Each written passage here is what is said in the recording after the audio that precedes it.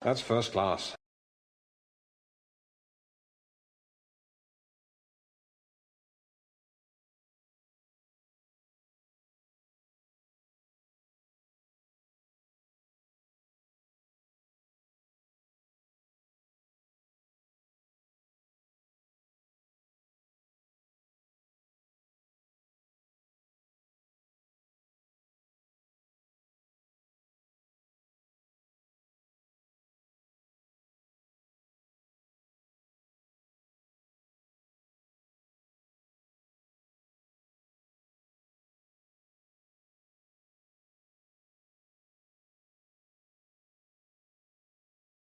Sorry, but you're in my story now. Faisal just subscribed for 36 months. Rub-a-dub-dub, 3 years of sub.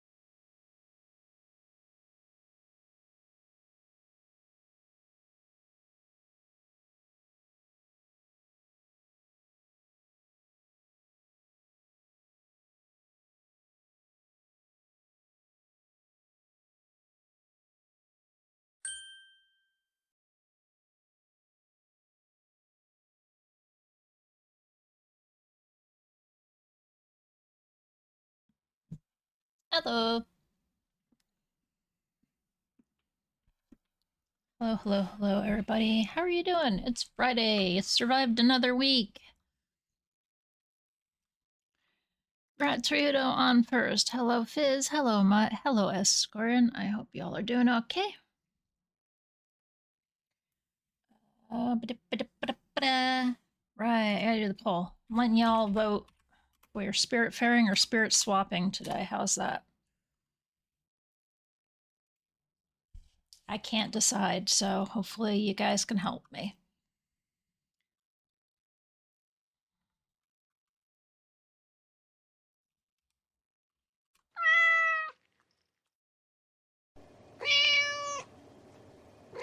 Somebody's spending money on the cats. I just can't see who yet.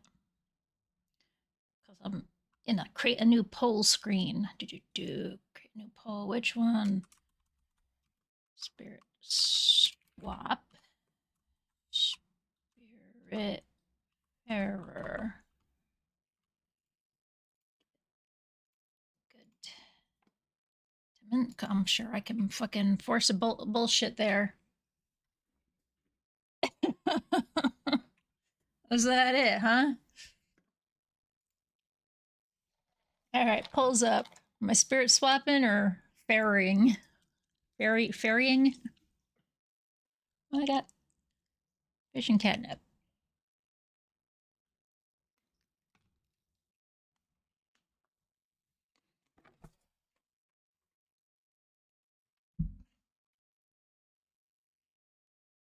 Hey, butt. Ooh, you could use a brush. Look at this. You look matted. Where's your brush?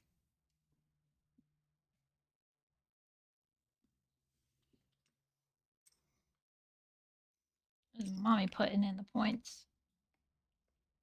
What is that?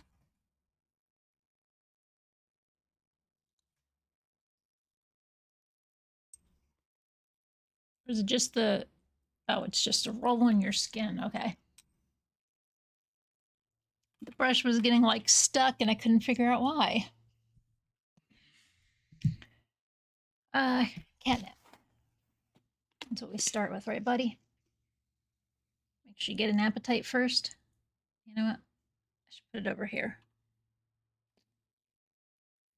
That way you face the camera.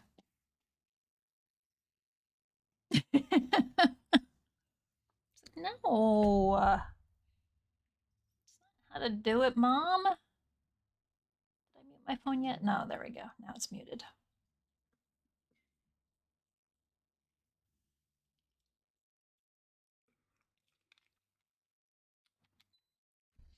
I was working in Unity today. I had Caitlin help me with some being able to reapply or get some object files I had from school 3 years ago into FBX files with Blender.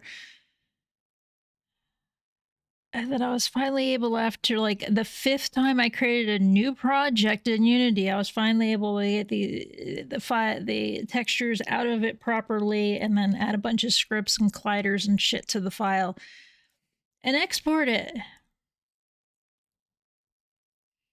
for something. So, yay! Fortunately, my mind is a little melted now, isn't it?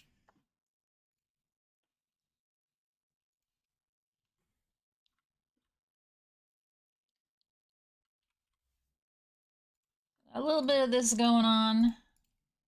It's also why I can't freaking figure anything out because of that. And 420, good buddy.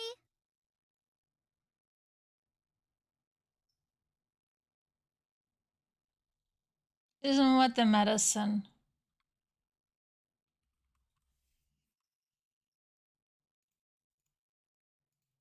The new meds?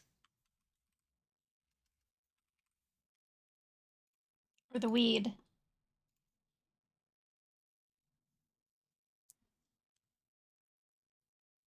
It's a new med, I hope to God not. Hey, bub. Yeah, well, the past couple weeks I actually have not been high on stream. the past couple streams, I should say. I wasn't high until like the very end because I wasn't taking anything until later. So right about when stream started, but today I took it right after lunch because I am a little achy. I think I've narrowed down my problem.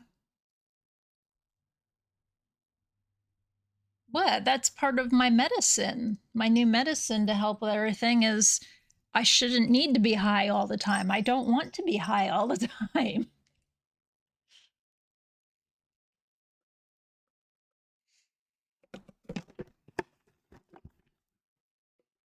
I know I've said that plenty of times. Like, I'm okay with it now and then, but just having to exist in the world and be high all the time sucks. I don't always want to be high, believe it or not. I find that my brain also functions better when I'm not.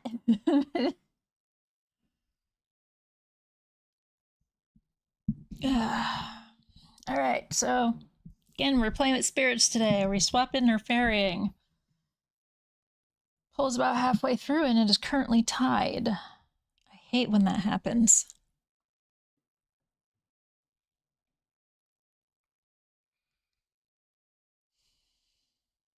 Yeah, big fucking surprise. The poll is tied, and yet at least 4 people have already have already spoken or done something in the channel, that being Ryudo, Fizz, Mutt, and Esco. So it's 4 people, and yet I've only got 2 votes.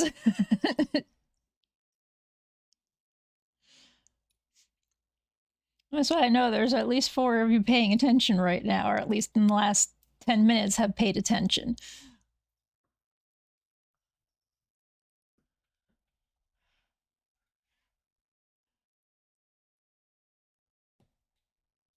Hey, buddy. But I did put in an order for a chair today. I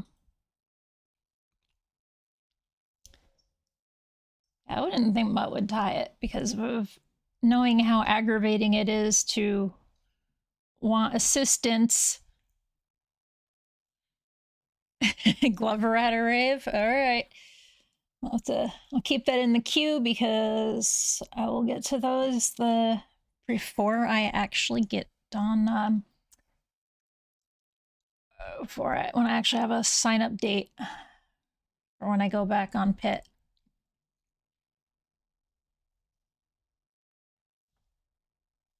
Also, hello Raven. How are you? How's your new computer?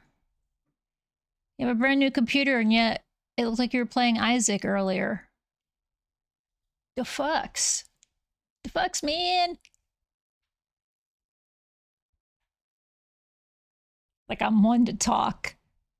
New computer and I've been playing fucking Monkey Island.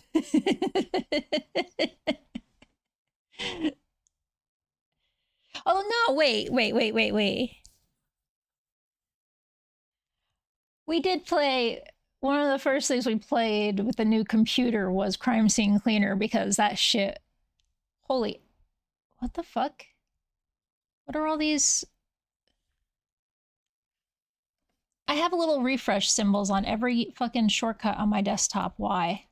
I fucked up! That's what it feels like. But I didn't do this. These are syncing. What is syncing?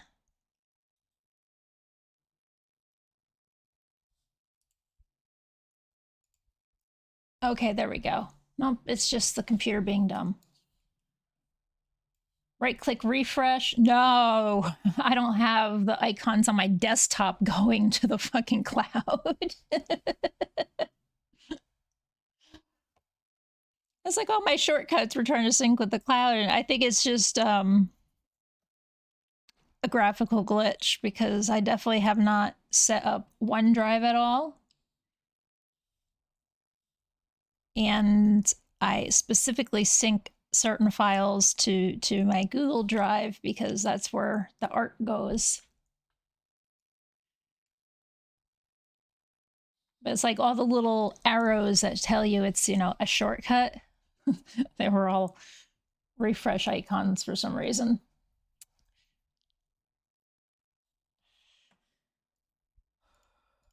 I'm going to call it just because we don't have technical difficulties lately.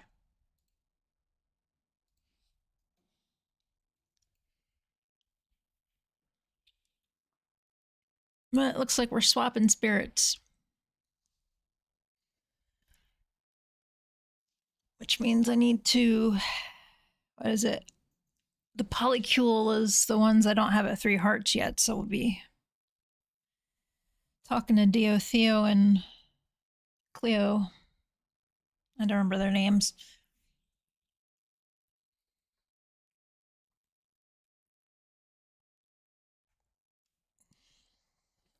Although I do like that Canon is Arrow Ace.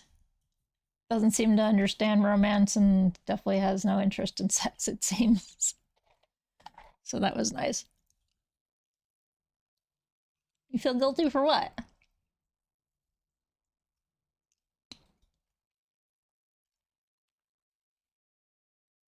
There was no way you could. I don't think I had additional votes enabled. How can you feel guilty?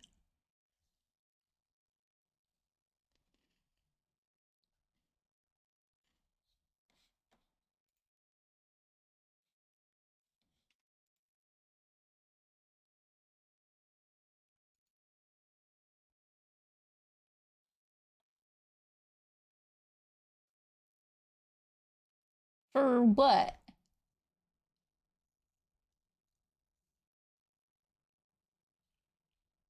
Taking a key off my hand?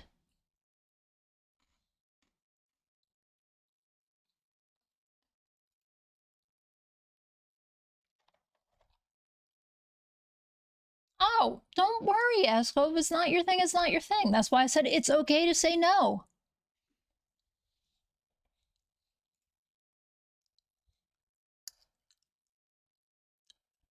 I'm not in a shortage of people at all. I asked a bunch of people and got a bunch of yeses. So now I'm going, fuck! I'm overbooking shit.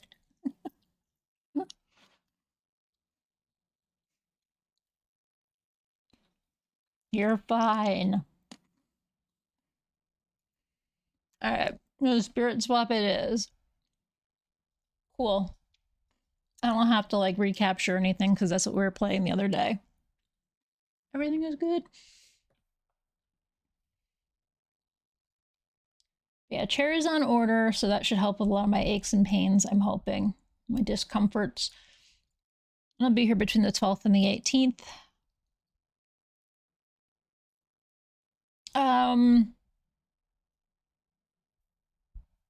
It actually is one that wasn't even linked there, but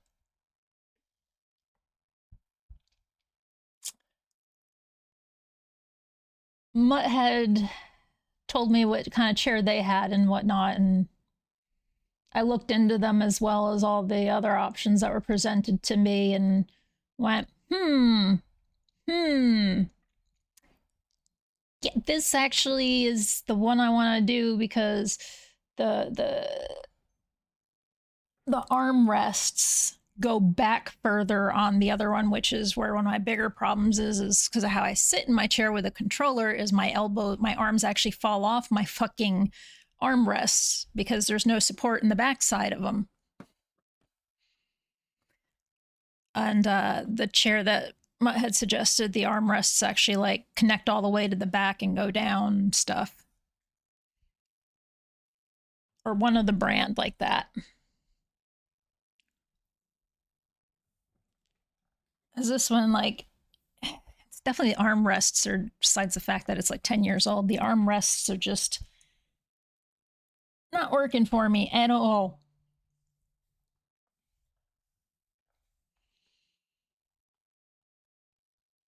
They used to be okay. And they're fine if it's keyboard and mouse. They're just not ideal for controller.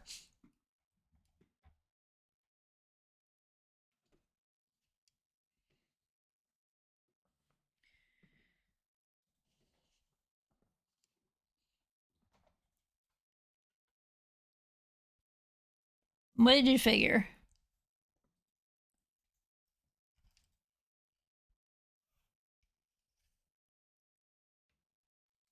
I mean, the chair itself was under 200.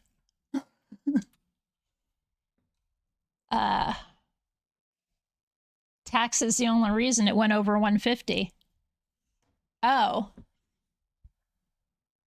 Well, I looked at what you and Daru posted. And what you posted is practically what I already have.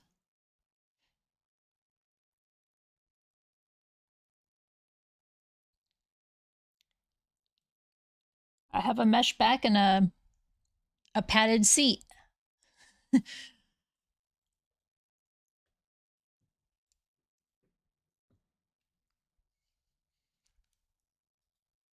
So that was what it is like, well, that's already kind of the chair I have. I want to get something that's not what I have. All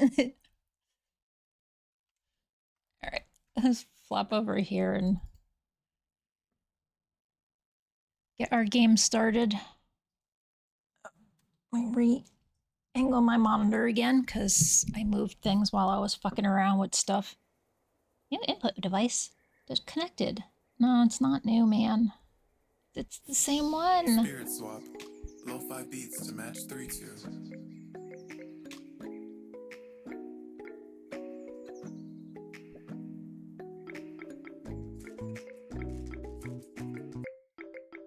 Spirit swap.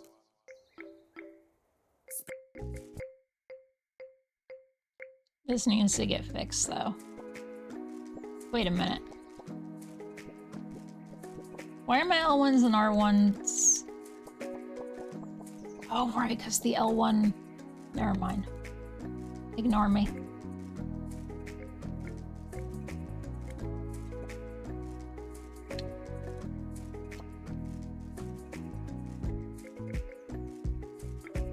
Just in case...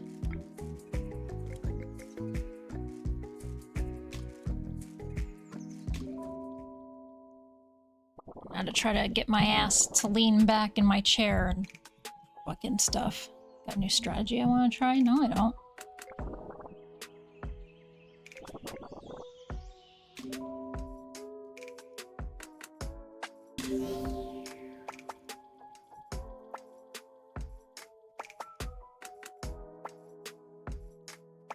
It's like what I do have, which is very similar to what you have, is not bad, it's just old. And my body is breaking down faster than the chair is. I've actually come to see that the past 2 weeks I've been having really bad tinnitus because it's related to the muscles in my back and everything, and I need to lay flat every now and then, and when I'm in bed, I have to remember not to be in the fetal position, like keep my legs stretched out, take some standing breaks and stuff like that. These are things I didn't have to do a few weeks ago, so I want to see Polycule. Give Polycule. Otherwise, we're gonna go see Pookie. There's the Polycule.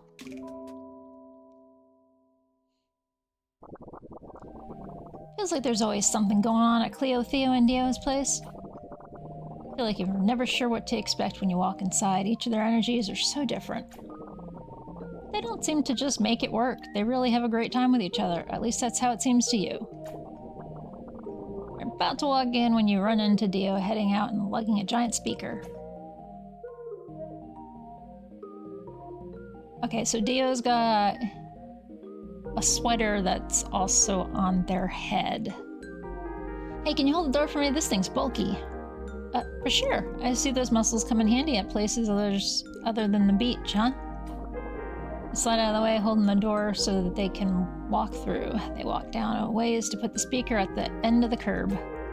Whoa, you're not giving up the craft, right? I need my tunes for my favorite DJ. Who, me? Nah, never. This was just an extra I had from back when I moved in, giving it away to a budding upstart musician. Always so generous. You know it. He flashed that confident smile at you, the one you remember utterly charming when you charming you when you met. There we go. That was years ago. This was years ago when you both were teenagers. Before the days of spirit swapping and before Dio's days of discovering music and traveling around the world. Okay, so I've known Dio since high school. Not that I have a clue how old I am. You've taken different life paths, true, but you've always kept in touch and made sure to have a good time when you're together. Very cool that I just came by to say hi. Well, I'm always glad to see you. We all are, really. Aw, you're just saying that. Dio puts on a fake shocked look, pulling their head back as if completely surprised. Samar, why, I never. You really are, Samar. Cleo comes from around the corner, wiping their hands on their dress. They've been out in the garden, their happy place. It's good to see you. How you been? Well, these spirits coming from all over the place are a little annoying. Definitely never thought they'd be here so prolifically inside the city. Why do I feel like I've got cat hair in my mouth?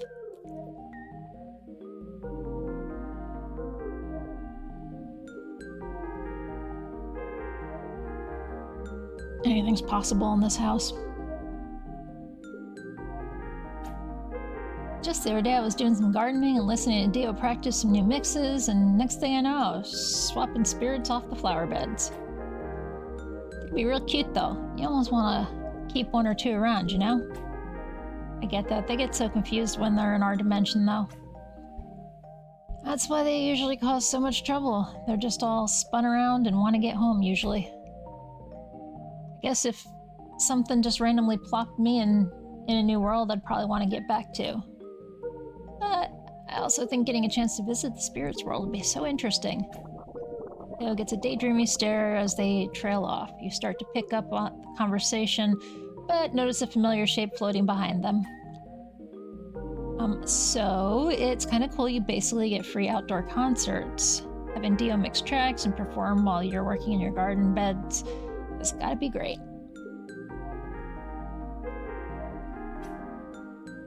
It is nice to be outside for that, yes. Wait a second, is that a spirit behind Cleo? Oh well, it's only one. Or two tops, nothing to stress about.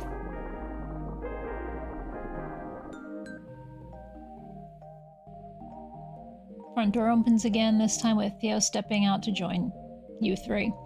As she opens the door, music wafts into the air from their place. Hey Theo, is that a new Shag Vision track you're playing? Theo looks over at you, waving with a slight gesture of their right hand. Hey Samar, not sure it's Dio's mix. Nice, right? Oh, snap, Cleo.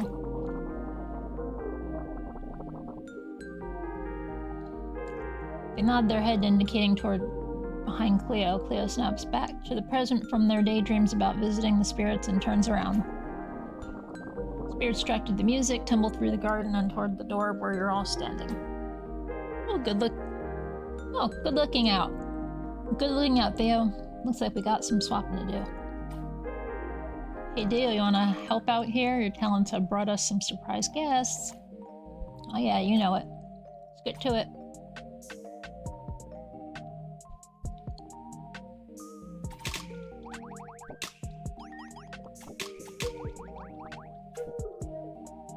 Not what I meant to do. Whoopsie.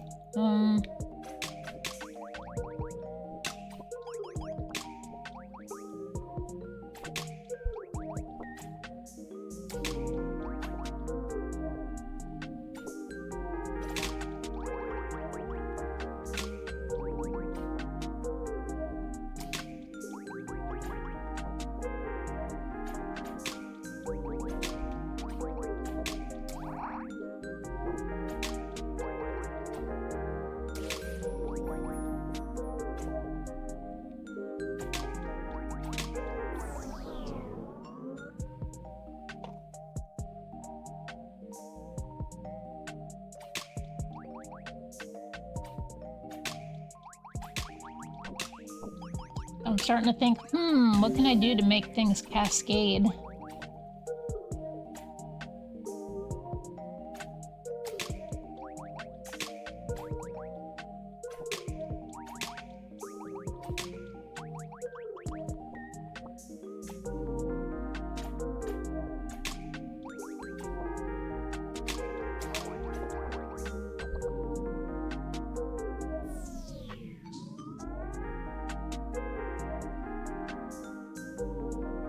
am still learning how these games work.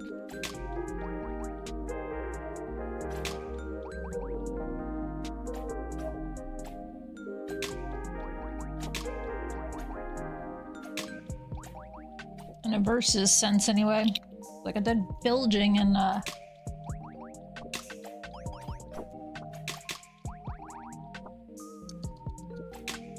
you know, that pirate game everybody talks about often enough anyway.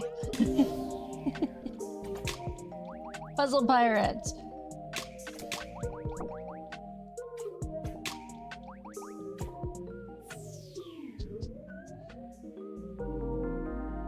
The Belgian doesn't have a versus type thing and whatnot. Like that. Smash Smar, too overwhelmed by my greatness. Ooh, what a workout. I gotta go get cleaned up. Between gardening and swapping spirits, I've had a full day. We'll talk soon, Smar. Turn around, their dress flourishing around as they spin. How is it that they can spend so much time working in the dirt and swapping spirits, and yet they always look so flawlessly clean and put together? Theo follows Cleo inside and shuts the door behind them, leaving you and Dio alone again. Still madly in love, huh? Y'all have such a great rhythm. It's going. It's chill. We've been spending so much time together, we thought, hey, let's make it a party all the time. Theo's words, right?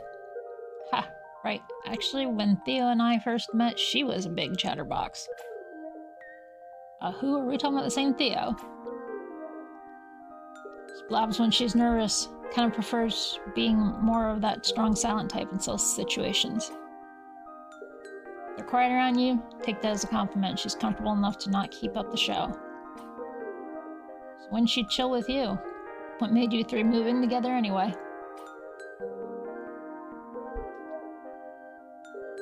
Well, Theo and I had been seeing each other for a while, and she invited me to meet Cleo. When I came by the house, Cleo and I had a vibe too. Theo picked up on it and really loved how it felt, because next time they planned to get together, she suggested all three of us hang. It all just kind of flowed, you know? And all three of us try to communicate directly and patiently. It works most of the time. It's such a great feeling whenever you feel like you've found your people. Think of all the folks in Damashq you get to share time with, and a little cheery feeling comes over you. I know that feeling. It's good when you find it, and I'm glad you three have it with each other. Same, and I'm happy you've been feeling it too. It always makes things so good where you are. Aw, there's that charm again. I ain't lying. Theo flashes that award-winning smile again, and you laugh. Alright, I'm gonna hit the road. Let y'all get back to it. For sure, next time, Samar. Later. Head back towards home, thinking about how incredible it is that people can weave in and out of your life. You have to come back for one of those gardening concerts.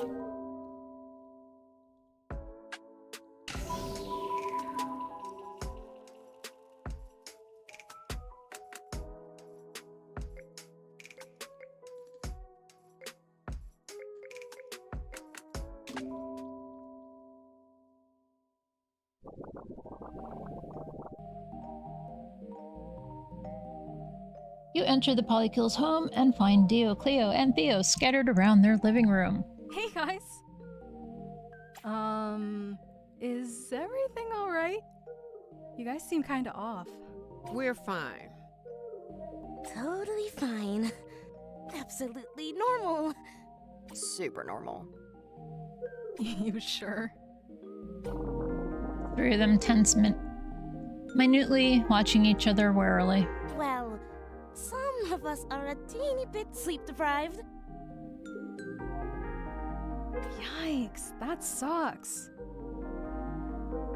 Because some of us don't know when to turn the music down. Oh. Well, some of us never tell other people when they're upset and just keep it to themselves. We've told you. Bullshit. I would have remembered. Theo cuts them off with a scoff. That's rich. This is escalating a little too fast. Wait, hold on. You just couldn't hear us over your music. Ugh, listen. We've listened plenty, all the time.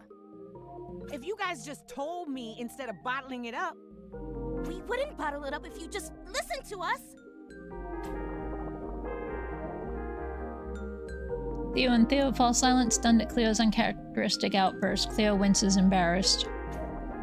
Her eyes dart between the three, unsure what to expect. Theo breaks the silence tentatively. Sorry, I didn't mean to yell. Theo scratches the back of their neck awkwardly. It's fine. We were kind of getting out of control anyway. Theo says nothing but concedes with a stiff nod. Theo's got a question mark over her head.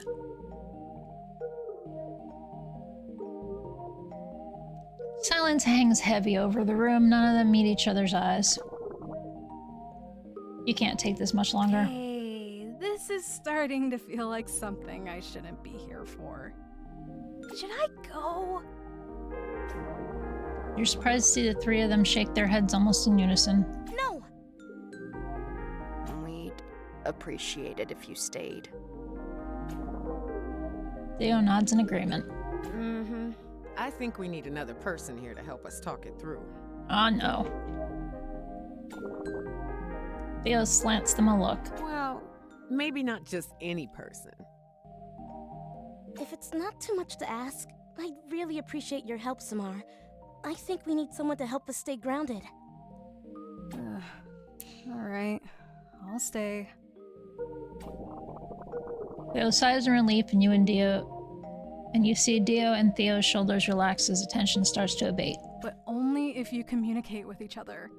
Please don't use me as a shield.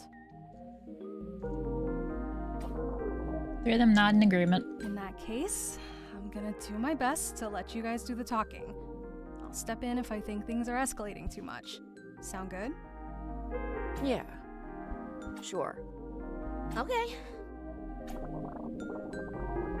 Theo still looks a little bit shaken, and Dio and Theo look at them in concern. They shrink under the scrutiny. Theo, I'm sorry I yelled at you.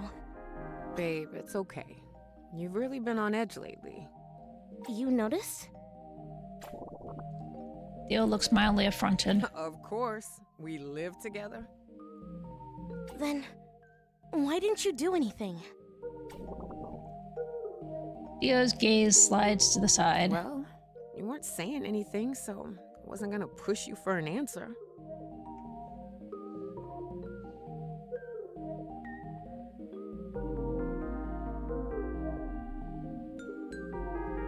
Ah, yes. These problems. You noticed, why didn't you say anything? Well, how did I know you weren't gonna bite my head off? But I want you to. If you see that I'm struggling, I'd rather know you're concerned than have you act like nothing's going on. All right. I'll try.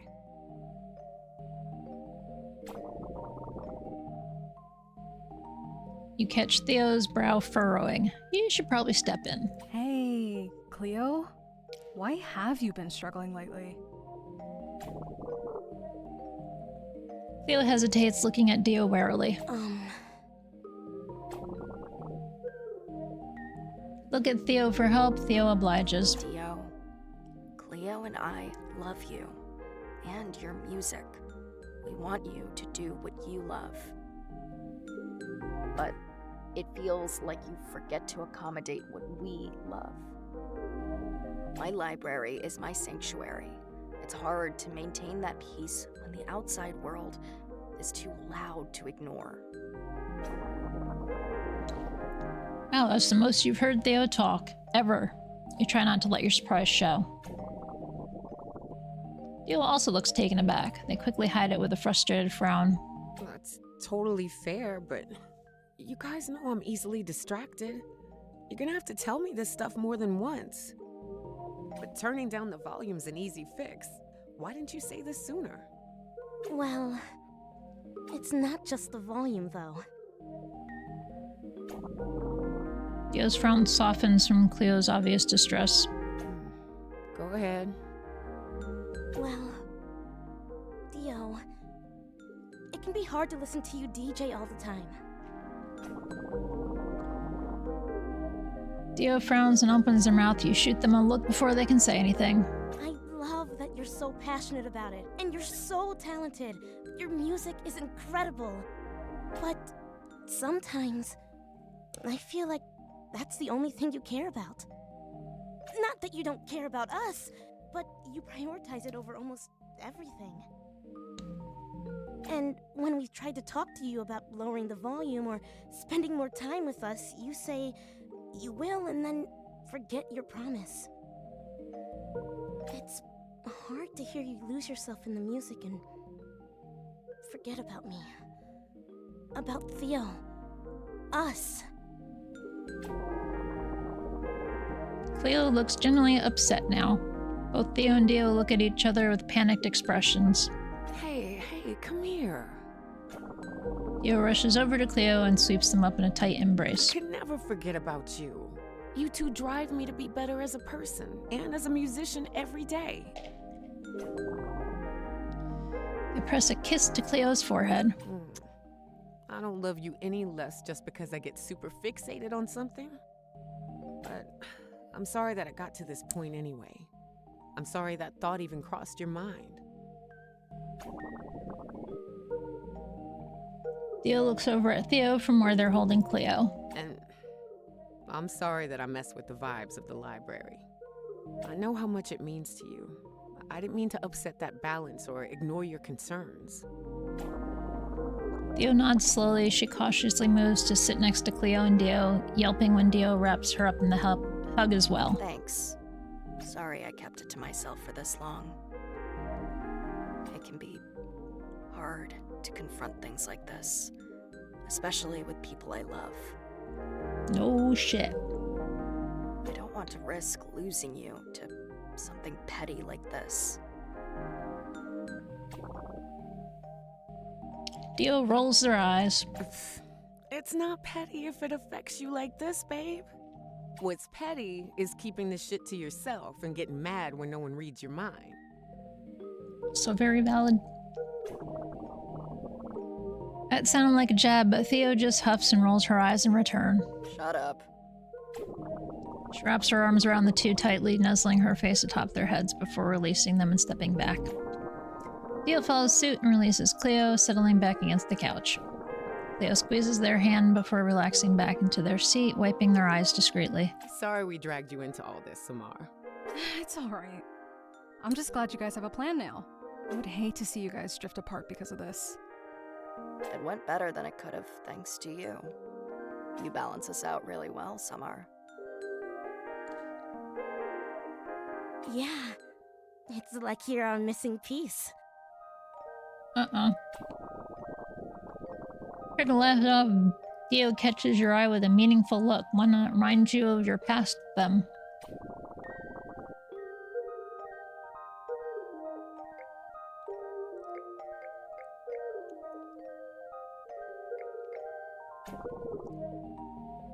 You smile and shake your head. I appreciate the thought, but you guys don't have a missing piece. You balance each other out already. Another person added to the mix might be nice, but I think it matters more that you guys make room for each other first. Cleo smiles and looks adoringly to their partners. Yeah, you're right. Theo looks a little embarrassed, but offers a small smile to Cleo. Yeah. Thanks again for your help. It means a lot. Cleaning up spirits, cleaning up relationships. Nothing you can't do, huh? Yeah. I hope you're taking care of yourself too, Samar. If we can ever return the favor, let us know, all right? Yeah, you need a break? You're welcome here anytime. Anytime. By the look in their eyes, you know they mean it. Thanks, guys. I appreciate it. Give each of them a hug on your way out and return home feeling lighter than you have in a while.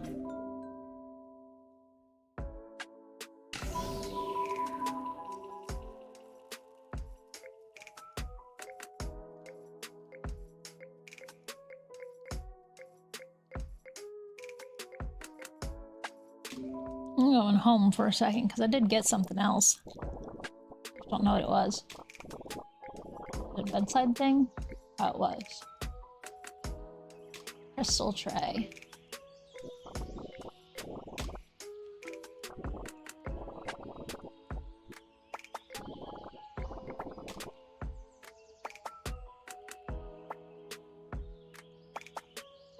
Coolest guy you know, and also the biggest dork. Schlocky horror aficionado, horn and tattoo artist by trade.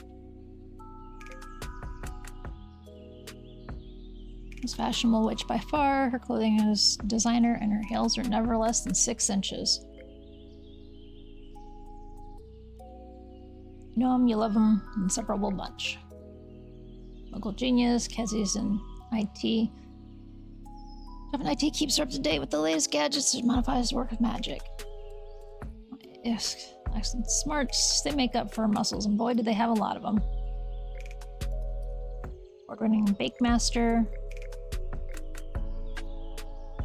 Firm believer in never speaking more than necessary, gives off sage advice and incredible hugs.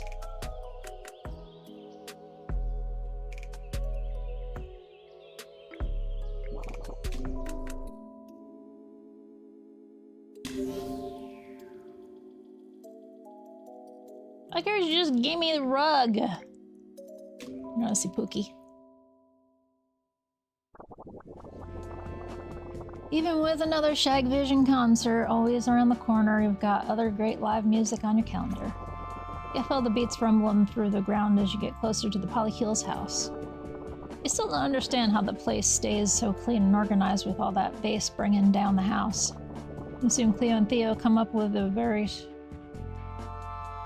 with some very strong spells to hold everything in place. The question leaves your mind as you get closer, seeing a host of Damashq folks dancing and hanging out in the front yard. On the rooftop, Dio and Pookie are the DJs, keeping the energy hot. You get in the middle of the crowd and look up just as Pookie looks down at you. You wave excitedly and Pookie nods in return, composed as always. Music calms a little as Dio's voice booms from the speakers. Keep it going, dance nerds! We're all looking fantastic today, if I do say so myself. Dio spins with a flourish, showing off their threads and physique. Hold up, we're showing off? Let me get in on it. Pookie, droop immaculate as always, bows to the audience, tilting up their sunglasses and dancing a little bit to show off their curves as their beat explodes over the speakers. The crowd, of course, eats it all up. Little co-op concert for your friends, or mixing the music live, titillating you through tunes.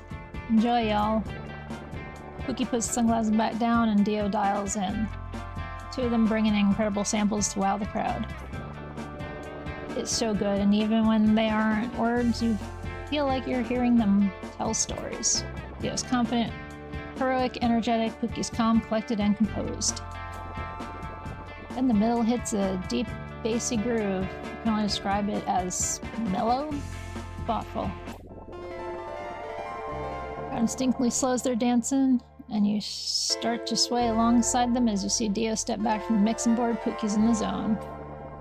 It's not like their usual work. There's a whole feels trip, and the crowd digs it. You can feel the energy settle, rest for a moment, then Pookie's voice chill and subtle. Thanks for letting me work that out, y'all. Crowd cheers and Dio golf claps, respecting the mood.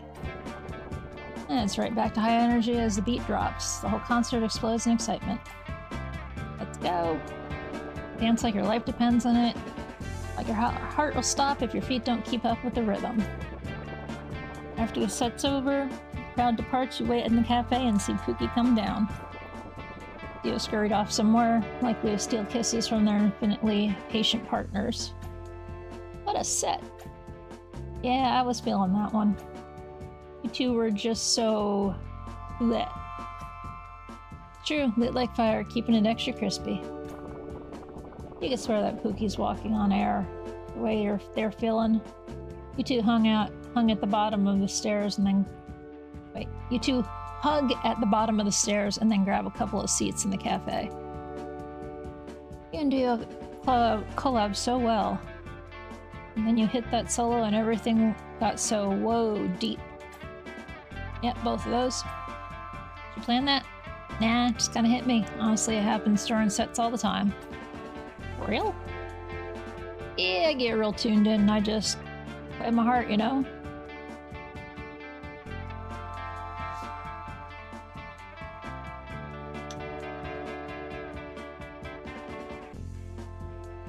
You know what? Our category is still wrong, isn't it?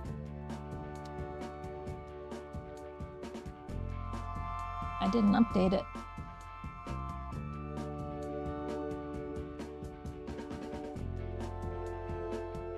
Back my mouse real quick, please, and thank you. We're not chatting, even though I'm chatting, but actually are playing a real game here.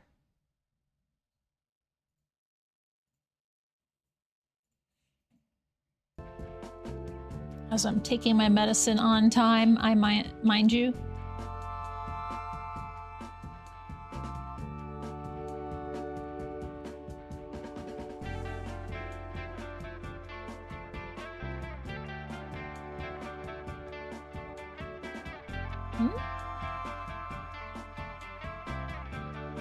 Ah.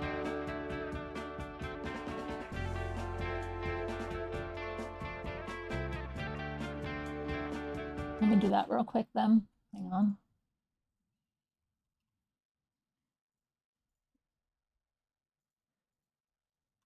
Yeah, I'm going to count it as a switching scene, see if we're getting to change categories.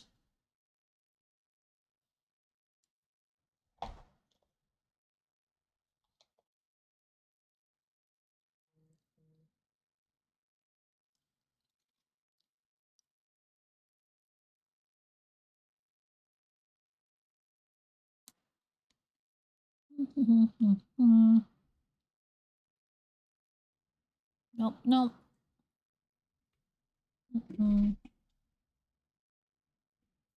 None of that.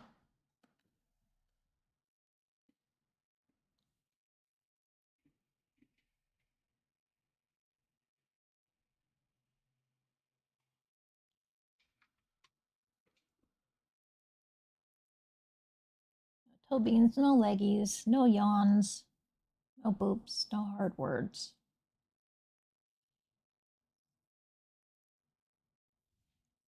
Oh, did you roll over?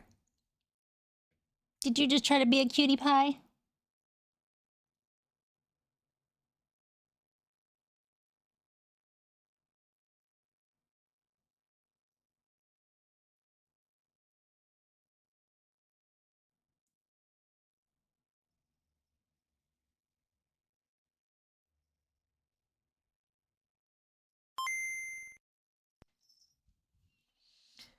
He's a little weirdo.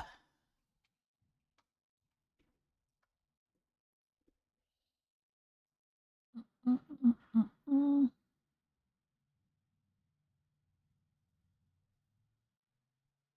nope, nope, nope, nope, hang on. Two things technically happened and I need to find them again. That one. And that one. Okay.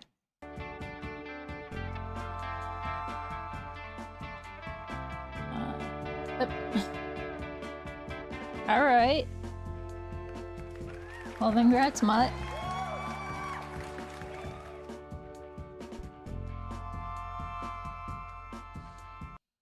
Here, I was thinking like, no mods were around because I'm like, I took my medicine on time and nothing happened. So I was like, all right, fine, I guess I have to do it.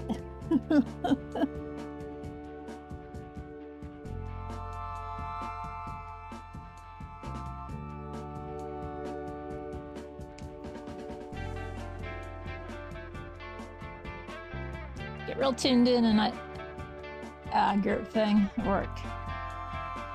Yeah, I get real tuned in and I just play my heart, you know? And then I'll get this kind of deep feel like I'm underwater. Usually I remember I'm doing a show, people love the litty, so I keep it lit. Someone's been telling me I'm worth doing some things for though, so I did it for myself. Explored some feels. Oh wow, Pookie Bear.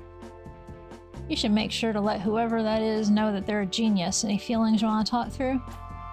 Ah, nothing too much. Use some tech that Kedzie helped tweak today. Brought up some stuff. Made some space for it. Oh yeah, I know you two didn't necessarily end on great terms. It's cool, we got different vibes around our work. And that didn't work. Sometimes it did though. And when it worked, it worked. Get it? Wait, actually no, I don't really get it. But hey, if it works for you. Yeah, I don't get it either sometimes. Silence stretches between you, but it's not uncomfortable. They're not holding back. Pookie just likes to be sure before they speak. It's very complicated in here. And here. Tap their head and their heart respectively. Yeah, I get that for real this time. Kedzie and I are cool though, and it keeps getting better in here. Wait a minute. Keep tapping their chest with a kind of rhythm making a beat. You got something cooking already? Oh hell yeah. Want a little solo concert while I figure this out? Beat or the complicated vibes? Both, I guess. Grin and Pookie as they grab their bag, tapping on their chest and mumbling a melody over the beat. They pull a machine full of buttons and knobs, plug in 2 pair of headphones, and hand you one. Beats are calling, Sammy. Better pick up. Already know I'm plugged in. Spend the rest of the evening at the table, and Pookie shares more beats than words, but you hear everything they're saying and you're glad for it.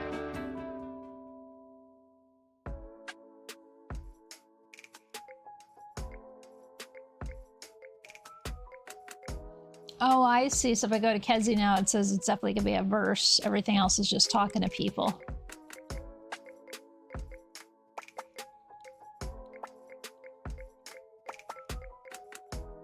Let's see if Ishka's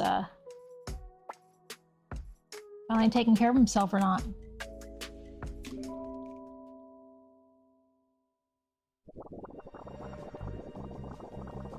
Hello, buzzing drones. Oh.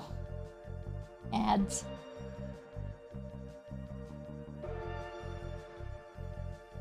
I guess I could try to sit up straighter and do a stretch real quick here. Did have Fizz work on my back earlier, so.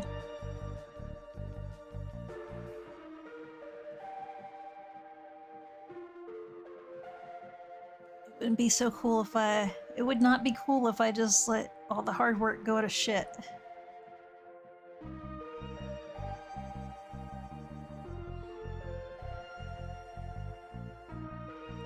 Even if it's like, oh, it's not that hard. Oh, it's hard for me. Because I got tender spots from fibromyalgia, so I have to suck it up a lot when I'm getting massages and things just to feel better.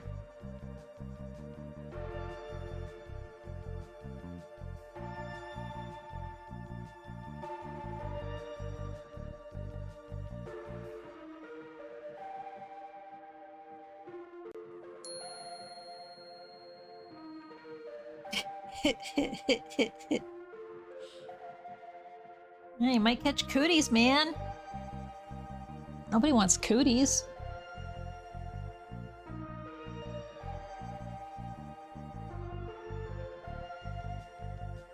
They don't want cooties, they only want cuties like Odo.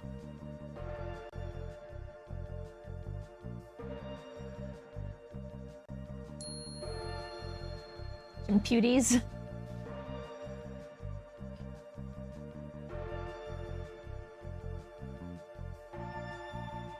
You're so silly, buddy.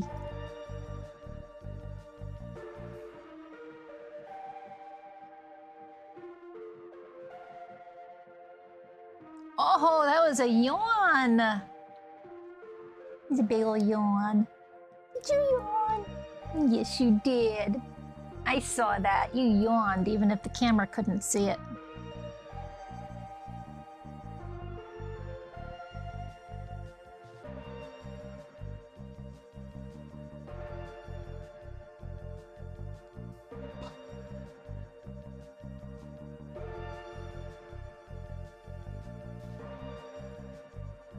Beep, beep, beep, beep.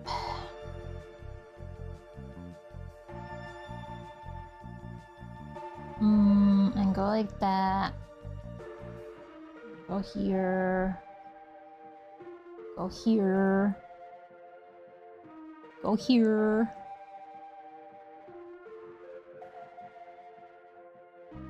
What did I say he just did? He yawned.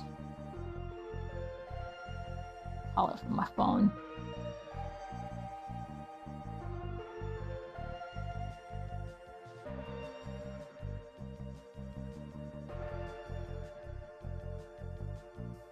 Hey, close that. I don't give a shit.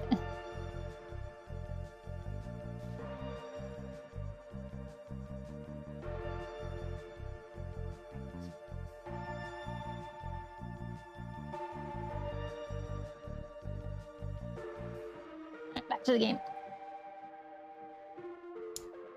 Went to see Ishk, yeah. A low buzzing drones in and out of the rock station. Leon keeps on. A minute.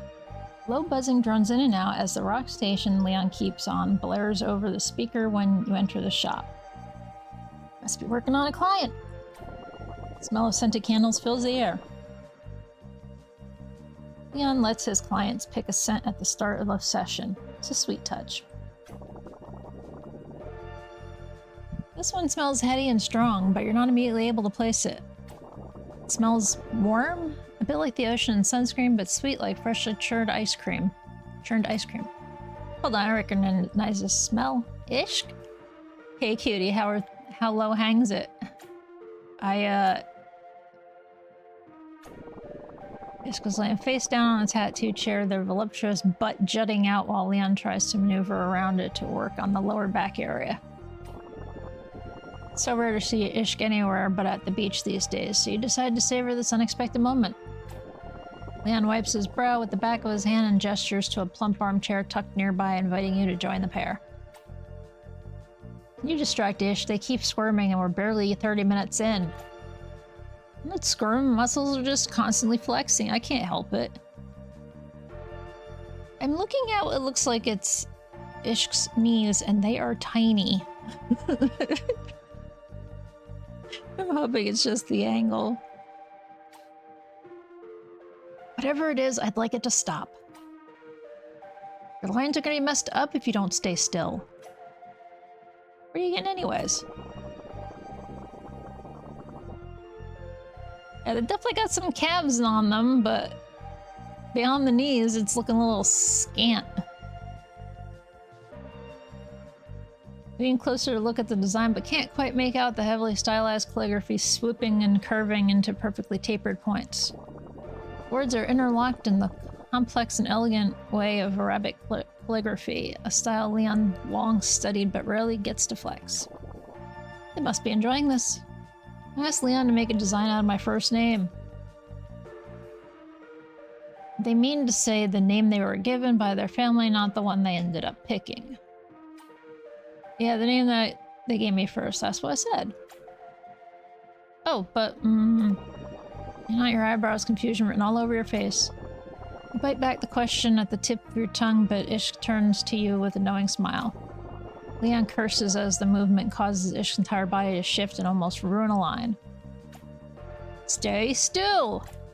My bad, big man. But look at Sabar's face. I'm making a face, this is just my regular face. You're making a face. You're definitely making a face. Fine, I was trying not to be rude, but since you're being butts about it. I don't have any questions, I'm an open nook. Leon represses a chuckle and inks another line in the brief moment of stillness that ensues. Ishk and Leon look back at each other and smile, then back at you. You huff a little annoyed at this new bullying rhythm they seem to have developed when you weren't looking. Okay, you know I can't help myself. Why are you getting your old name inked on you? Don't you, I don't know, dislike it? It's like a weird, what doesn't kill you makes you stronger thing? Ishk almost bursts out laughing before Leon smacks them gently on the back of the arm with a stern, don't you dare move glare. Ishk bites their lip and gives him an apologetic look, then turns to you. Nothing like that, bud. It's my Klato's name, my mom's sister. What? I don't think I've met one with this name. Neither did I, not really. She knew she was dying at the time I was born and begged my parents to name me after her. Well, the dying wish card and everything. I hear she was a trip. Oh, my frog. It was a little weird growing up and feeling like I had to fill the void she'd left. Ishk sighs and looks away. Wistful, the silence lingers in the air for a few seconds, punctuated by the buzz of Leon's tattoo machine. Anyways, I never hated my given name. It always felt like something to protect. But when I came into my own, I also realized it really wasn't mine. So this is my way of keeping her close, but also moving out of that shadow. Silence lingers again, and you watch Ishk close their eyes and try not to wince. You want to say something, but no words come to you. You just smile instead. Minutes stretch into an hour, and you've all but dozed off to the soothing sounds of Leon's shop when the buzzing stops. And it's done. Take a look. Ish stretches and slowly makes their way to the nearby mirror, twisting their neck to admire the deep black ink boldly etched onto their lower back. This is bodacious, Leon. Your best work. Looks incredible, I love it. That's nothing, I just did what you asked. Ish turns Leon to embrace him, smothering them in an ample muscular bosom. Leon struggles a little bit at first, surprised by the soft gesture, but relaxes into the strong arms and embraces their friend back. Thank you so much, man babe. This is just what I needed. Could have sworn you seen Leon blush in his bright red. Could have sworn you see Leon blushing a bright red, but it's hard to tell with him nestled between the taller hunk's pecs. They both linger. Great job giving Ishk their Klata's name as a tramp stamp, Leon. Well, you did it. You killed the moment. You can feel them both freeze in each other's embrace. Leon does what can only be described as an owl-like 180 turn to stare daggers into you from the backdrop of Ishk's ample breasts. Ishk, on the other hand, just looks delighted. Smart, that's genius! So much better than the name I came up with. Trash Sash. Ignore them, Ishk. Yeah, sorry, that was uncalled for. What? Why? What's wrong with being a tramp? Huh? Nothing, actually, you're right. I'm sorry, that was weirdo behavior. Ishk finally lets Leon go, and you can swear you see a flash of disappointment on Leon's face. You collect yourself and make a mental note not to default to negging your friends the next time you don't feel included in everything. This could have gone way worse if you three weren't so close. You watch Leon fuss over Ishk's new tattoo as they wrap it up and rattle off care instructions. Laugh at Ishk's insistent that beach sand has disinfecting properties. You decide to leave the two to their heated debate. Take your leave first, stepping in briefly to give each of them a smooch on the cheek, and promise you'll catch up later. They now both smell like sunscreen.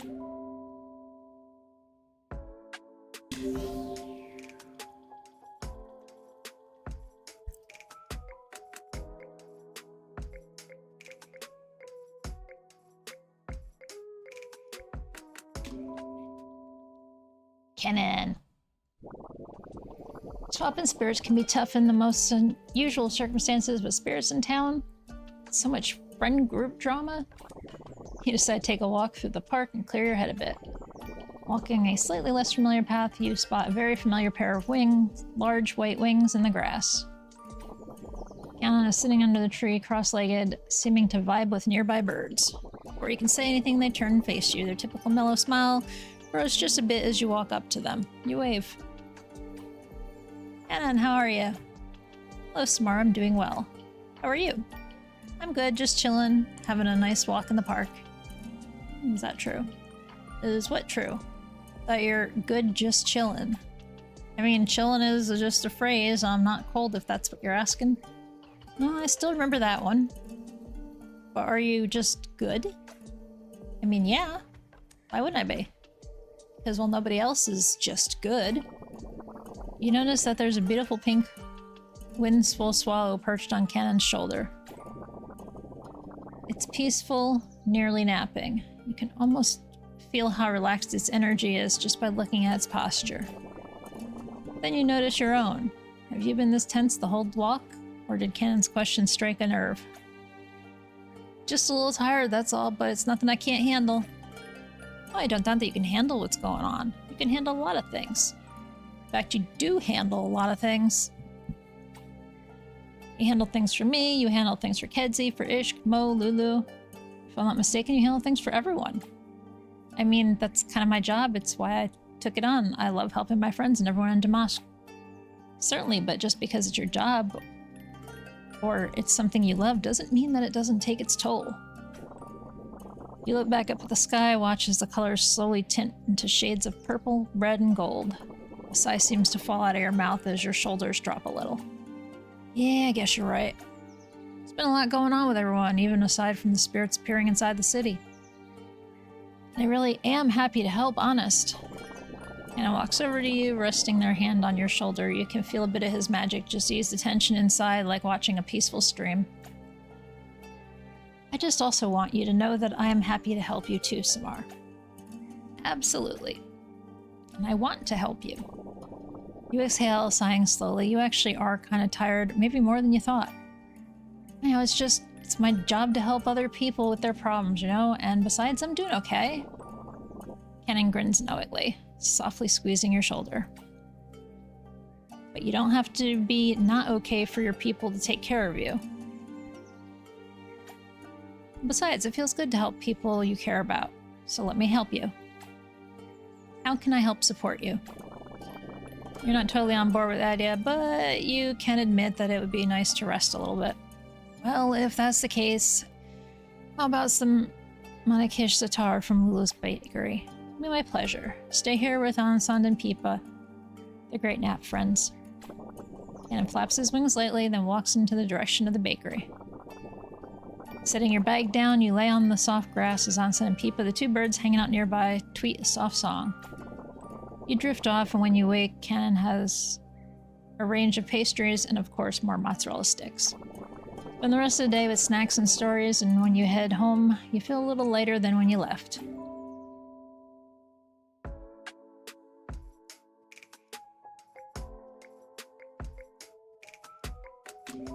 I got a rug. Or 2 rugs. I need to see.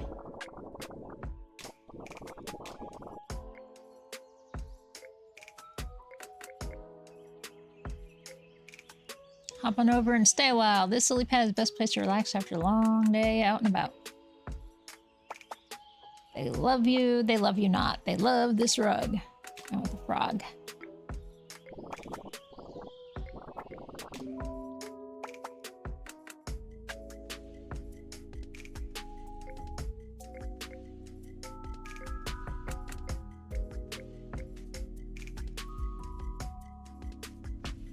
I've made 0 attempts to actually pursue anybody in this game. Because I can't decide.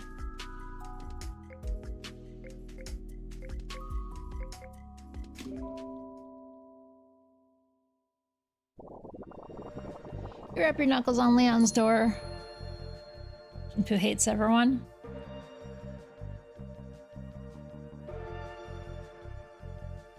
No. Ginpu can't decide.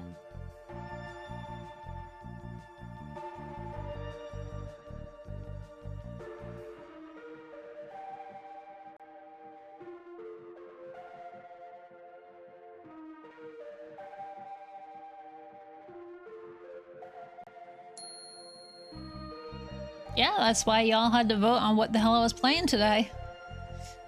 Wrap your knuckles on Leon's door, playful. He doesn't have clients booked today, so you made plans to do some creative together alone time. It's just another way of saying working on creative things separately while in each other's presence, which can be a mouthful. Yeah, that's what friend Cho and I do is every once in a while we get together, hang out, and just fucking draw whatever the hell we want. Occasionally talking. You don't do very well left to your own devices for too long, despite your insistence on living outside the city, so your friends do this to help you stay connected. Lane opens the door, his slight smile betraying his usual put-up stoic persona. Right on time, only an hour late, as per usual. Got snacks to make up for it. Already forgiven, I took the extra time to tidy up and light some candles. All that for little old me? Goodness, I'm feeling bashful already. A minute playfully, but Leon blushes and starts fumbling the words. It's so easy to mess with him. No, it's not, I mean, I do this for any of my friends, but I just... Relax, babe, I'm just joshing. Thank you for making this space extra cozy for us. I attempt to hide another furious blush by pretending to yawn. It's endearing in its own silly way. Right, come in.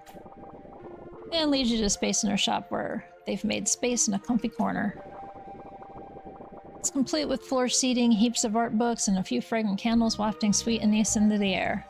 Anise? I say anise, but I'm not sure what the actual pronunciation is. He disappears again, hastily placing a "Sorry we're closed" sign in the shop window and puts some chill music on. MX Smar's favorite, lo-fi beats. You beam at him, settling into the fluffiest floor cushion and grabbing a book from the nearby pile. It's an old, seemingly well-loved art history textbook. You flip through its yellowed pages, taking in its old comforting scent as it mingles with the anise filling the room. You stop to admire handwritten notes and annotations scribbled in the margins and so many colored pencils, construction lines added onto classical paintings. Hey, is this from your art school days? Leon's gaze flickers up at you from their sketchbook. He puts his pencil down and scoots closer to look at the book with you. His eyes narrow in recognition.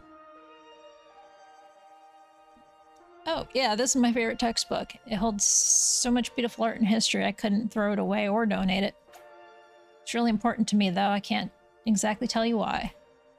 You aren't really taught much about your time in school, so I guess I always assumed you hated it. You don't say what you entirely mean. You don't look like the type to enjoy school. I don't think about it too much, but if I were to reflect on it, art school in particular was a great time for me. It was? Kinda. Hey, Joker. Hot people that are easy to make blush, apparently.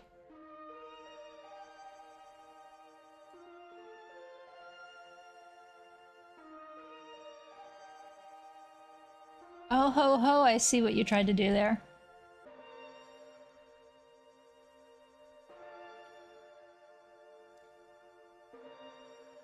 Kinda. I fought really hard to go. My parents really wanted me to be a doctor or a lawyer or an engineer. Yeah, been there. Steak came out incredible.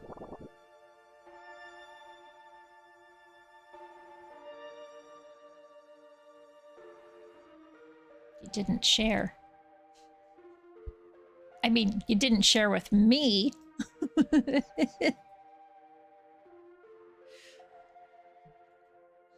You let out a laugh.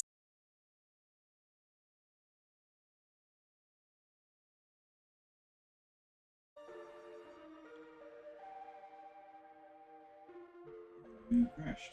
I crashed. Dropping frames, dropping frames, dropping frames, dropping frames, red. Red, red, red, red, red, dropping frames.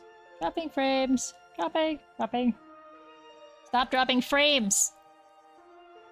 Okay, the number's going down now. And I'm back to a green signal. Well then. That happened. It was telling me that I crashed and I'm looking and I'm going, no, not yet.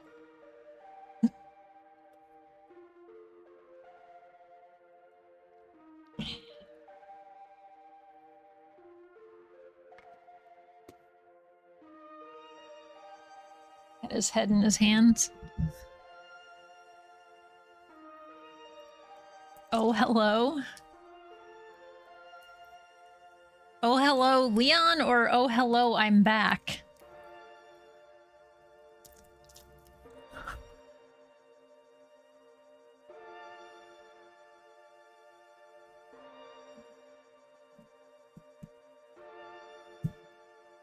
Oh, okay.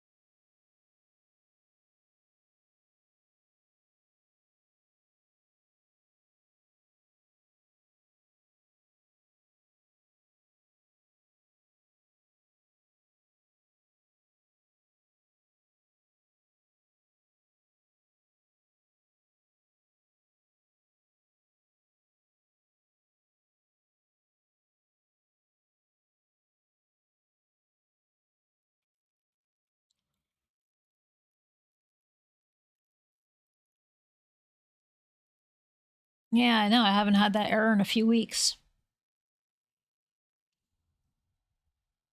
It looks like I'm back. I know I have a black screen because it started up when the game was alt tabbed.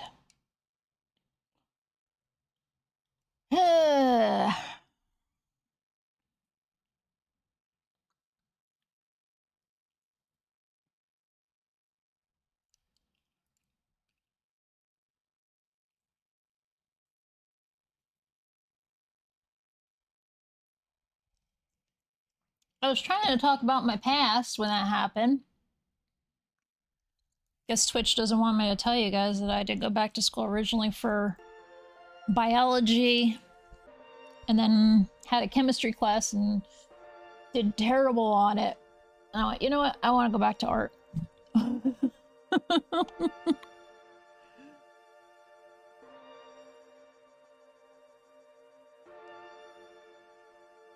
Once the science gets too mathematical, that's where it loses me. Unfortunately, you gotta know all that math shit to continue to do the science shit.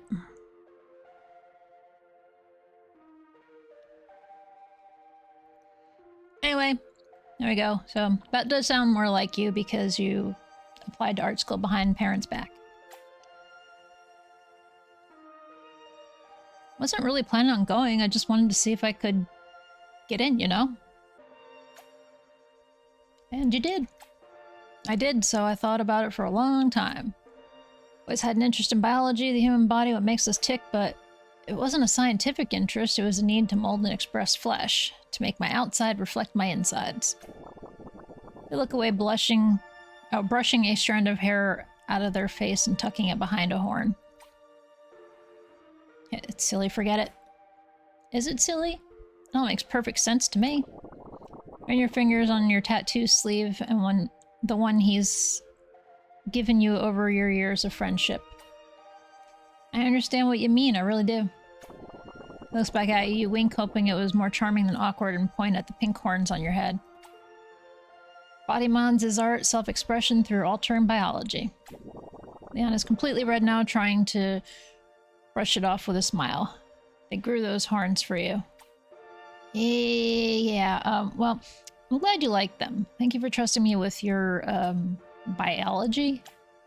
I'll do it again. Don't you dare doubt me, or you.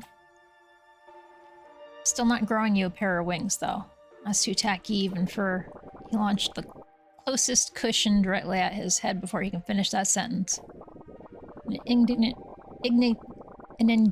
whelp later, you both find yourselves amidst a full-fledged pillow war while your familiar Z's scramble around the room to blow out the candles and avert disaster.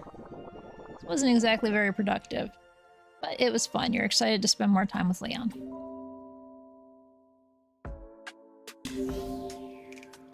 Froggy Bridge!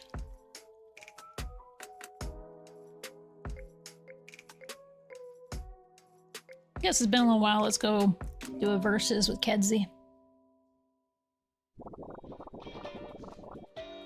Kedzie's been working hard for the past few days trying to wrap up the wireless magic thing. They've said they feel like they're on the edge of success, and you offered to take the Z-book a few more days. That said, you're looking to... Wait. That said, you're looking to just get some casual hangout time in. Maybe even a little Riverton P Racer versus Mixie 7 action. Those carts won't zoom themselves. When you make your way through the Land Cafe's front door, they hear it open and look over. Springing out of their chair, they run over to you. Samar! Hello, it's good to see you. Hey, Kay, good to see you too. So where is it? Where's what? The Z-book. You collected more data on the way over, right? Well, no. I already collected data between my place and here. And that thing might be small, but it sure's not light. Come on, Samar, you know... Who knows if there could be reading fluctuations on your transfers, all kinds of things. They let out an exasperated sigh. Sorry, I just didn't think about it. I'll bring it with me next time. Pinky promise. Whether everything will be different next time. We'll never know what we could have found out today. What if today was the day? What if the one reading could have helped me understand the missing link? They turn around and walk back to their desk, burying themselves in a wave of numbers. Hey, I thought this was a social hang. Don't tell me you're hitting the books again. You don't understand. I must figure this out. I've tried your trial and error, and I just keep finding more and more errors. How am I supposed to relax in these conditions, especially if I've got no new data? As he turns to the unfortunate cafe patron sitting behind them with headphones on, their music barely audible to you both. Been playing the same thong for the past 30 minutes. Please change it already. Poor soul flinches, but quickly changes the track to something more upbeat, perhaps an attempt to lighten the mood. You pause a little, taken aback. Their music wasn't really that loud. What has gotten into Kedzie? So you're under a lot of pressure, I get that, but maybe we want to cool it a little? Glad to help, you're my friend, but it sounds like you're getting mad at me about it, and I don't like that. No, I didn't mean, They stop, start up again, and stop. In the silence, you realize it's not that silent. Finally recognize the track bleeding out of that person's headphones, Shag Vision circa 2 comebacks ago. You hear a pop and a thunk behind you and recognize the sound immediately. Oh, give me a break. Spirits? What a cherry on top of everything else happening right now. It's okay, it's a great way to get some aggression out. I'll race you.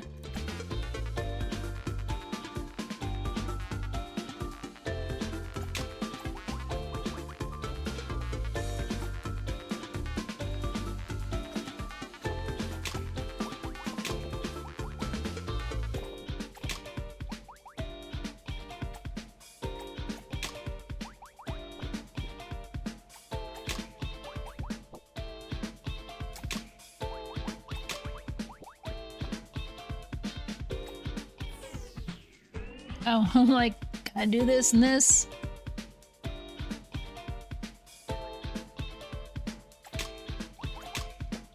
What? Yeah. I have it on chill. I'm not very good with this style of game, so I'm still personally learning.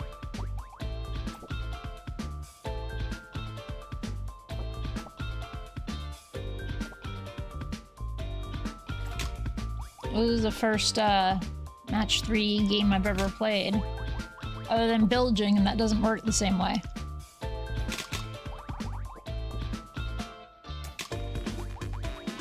Aha! So I can do Tetris on the Game Boy, but regular Tetris, not that shit that Smite put me through.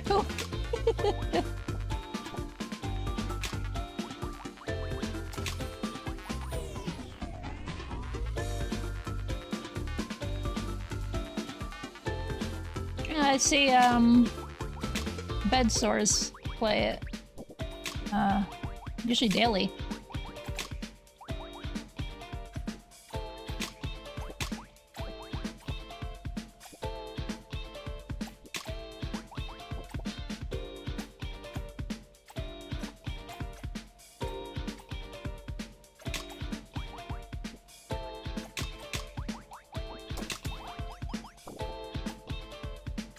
But I also have it, like I said, I have it on chill, which is easier. I don't have anything green for that.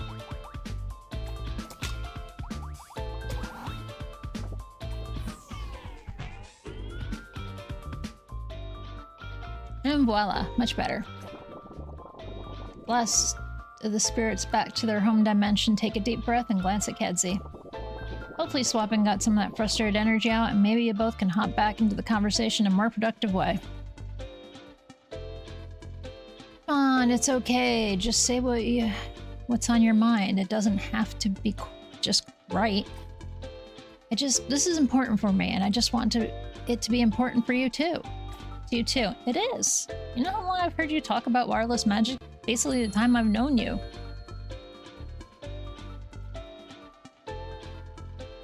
You're at live arcade pit during Tetris Attack. I bet Ginpu would like this. I don't like the being able to store... Well, actually, the storing isn't so bad. It's the, Oh, wait a minute. You're in Tetris Attack. Right. I was thinking of regular Tetris. I keep forgetting Tetris Attack is this. because it has the name Tetris attached to it. I was thinking of Tetris 99. Fucking, it's not Tetris. Yeah, that would help.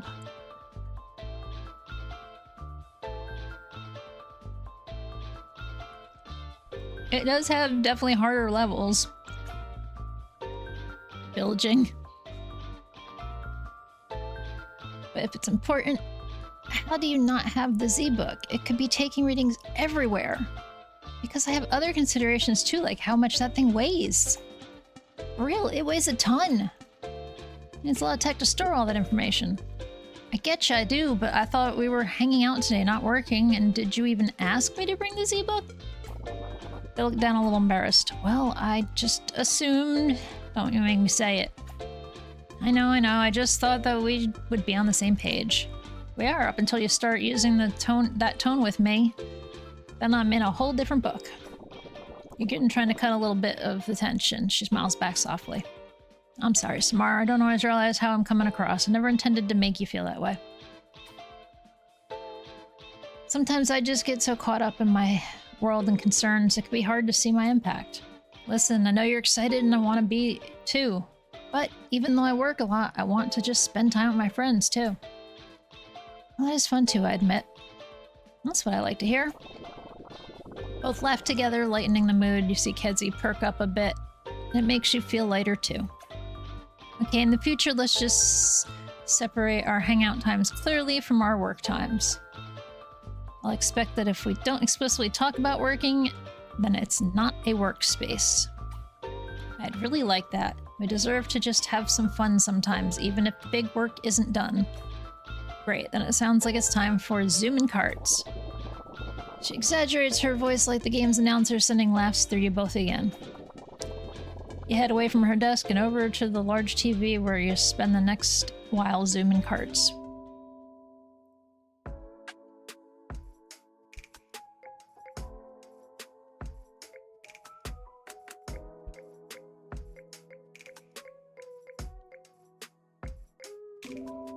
I don't know if Joker got to see Mo yesterday, or the other day. You arrive at Mo's apartment and knock on the door.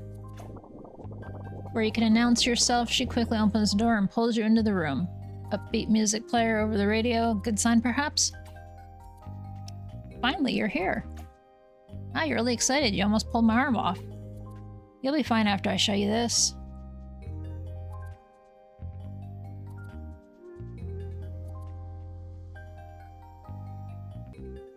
I was saying I don't think you had seen Mo yet.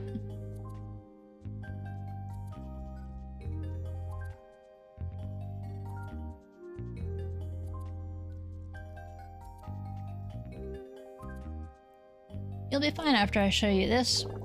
Mo escorts you in, but stops midway through. She is hiding something behind her. You're gonna love this. You know how much I admire Barrel's sense of style and how I've been getting all their exclusive merch? Yeah, your Shag Hag collection is amazing. Well, I just got their latest makeup line. It's limited edition too, and it's absolutely stunning. No way, how'd you manage to snag it? I have my sources. Come on, let's check it out. I'll guide you to the coffee table where the makeup is elegantly displayed. Packaging is luxurious with intricate designs that scream opulence with a capital O. This looks incredible, very Mo-coded. I know, right? It's like a work of art. The colors are just perfect. I thought we could try them out together. Heck yeah. Mo carefully opens the eyeshadow palette, revealing a range of colors that shimmer in the light. She hands you a makeup brush. Which color should we try first? Let's go with this rose gold. It's bold but classy, kind of like you. Sounds perfect. Start applying the eyeshadow on your wrists, then on your eyelid, then hers, chatting and laughing, experimenting with different colors. Let's try this lipstick next. This color will look perfect on you. Come here. You get closer, she grabs your chin and carefully traces your lips with the glossy auburn lipstick. Always loved how makeup can transform a look. It's like creating art on a canvas. There. Gorgeous. As if on cue, a new track comes over the radio and you immediately recognize this is shit. You immediately recognize it. It's Shag Vision. Mo rushes to turn off the radio, but it's too late. Spirits have started appearing all over the apartment. Oh, come on, really? So glad that you're here right now. We got this. And she got a snack.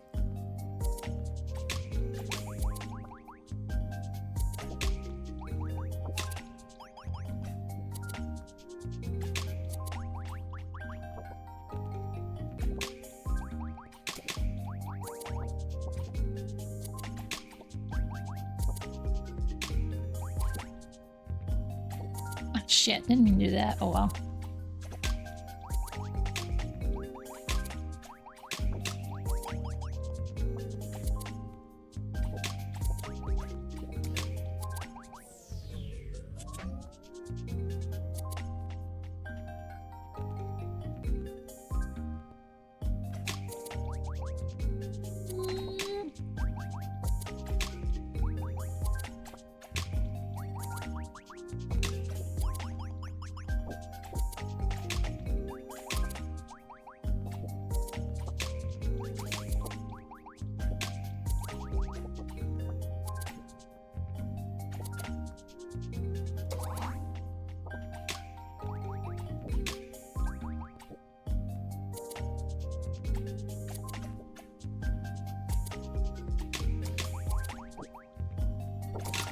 Struggling here.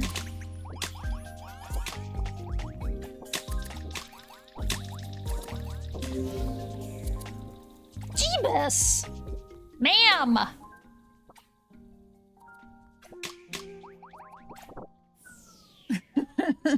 Ouch. Beesh.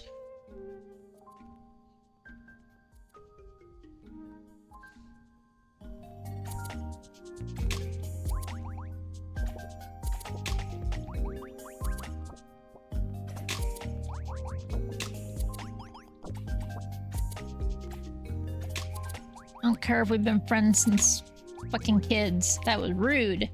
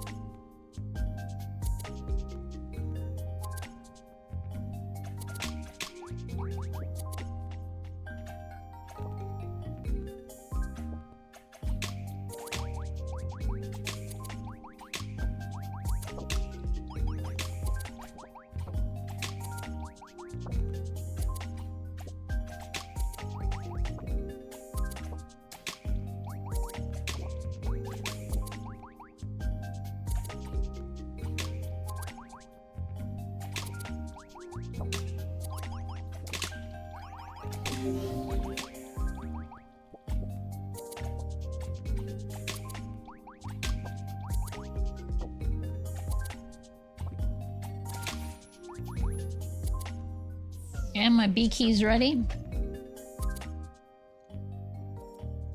Bye-bye, spirits. Ugh, I'm gonna be real sad that if they ruin my makeup. Look in the mirror and are astonished how great the color still looks. Mo matched your skin tone perfectly. Of course she did. It's Mo. Oh my frog, this looks so good. I know, right? You can keep the lipstick if you want. Mo, are you sure? It's limited edition. Positive, babe. Picked it up with you in mind. Careful, don't want me getting too spoiled. Ha, saying it like it's a bad thing. Cute. Yeah. What else you got in there, gorgeous? Here, try this, brat. Change your rainbow butterfly glitter tube. That is exactly your vibe. It's nice, playfully teasing each other, spending time alone together again. Almost forgotten up in your little hermit hut in the forest how wonderful city living with friends close by can be. Blah, blah, blah. Words. You and Mo continue to try out some more shades while chatting about Shagvision and life and your plans to make both intersect.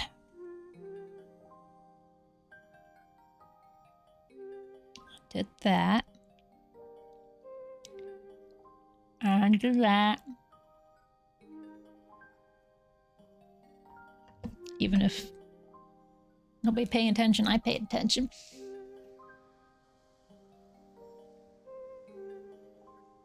Chainsaw chatting and life plans. As the sun begins to set, you both decide to call it a day, both covered in patchwork makeup and grinning ear to ear.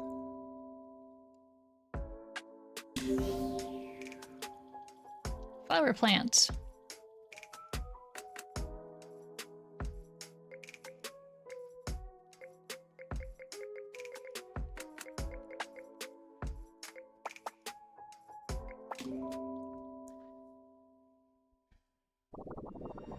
Leon has asked you to help out at the studio with a little cleanup. By ask, you mean you inferred he needed help via his grumbling to you about how stressed he was and how he couldn't find anything in the shop. You have some free time and enjoy spending time with Leon even without needles in your skin, so you head down to see them. Hazel flies over to greet you when you arrive, and that you give the soft bat a little scratch as she snuggles up on your shoulder. Where's Leon, Hazel? Over here. Leon's on the shop couch, particularly hidden behind some boxes. He looks exhausted and a little overwhelmed, as expected. Dang, you weren't kidding about needing to clean, huh? Hey, don't judge. You said you wouldn't judge. It's not judging, I'm just impressed. What's in all these anyway? Mostly supplies, old art mediums I got really excited about buying and then never ended up using. I don't know what they're talking about. That's not me. Not at all.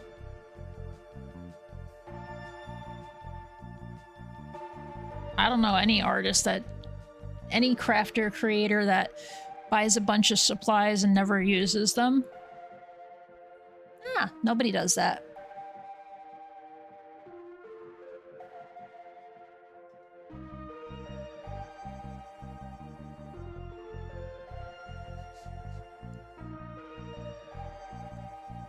As I look over at some tubs full of yarn and string and paint and pencils.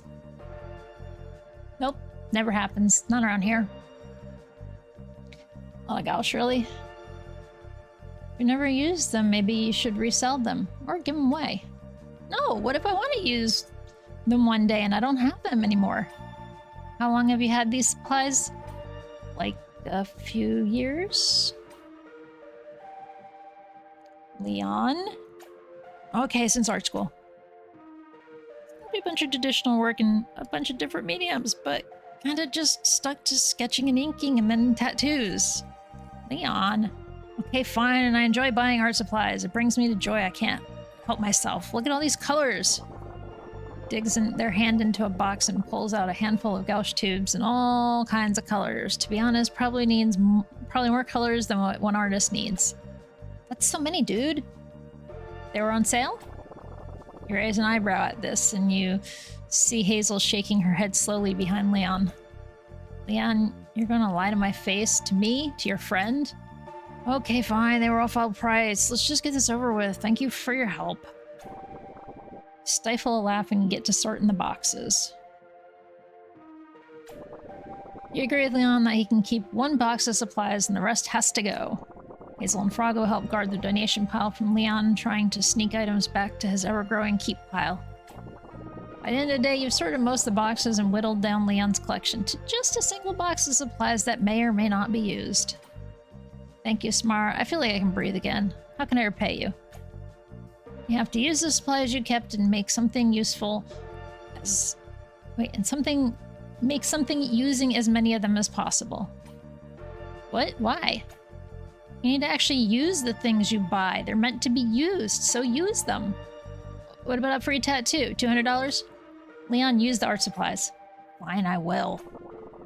Leon sighs as you gather up your things and get ready to head out, satisfied with yourself. Thank you for your help, Samar. I'll take care of the rest. No problem, Habibi.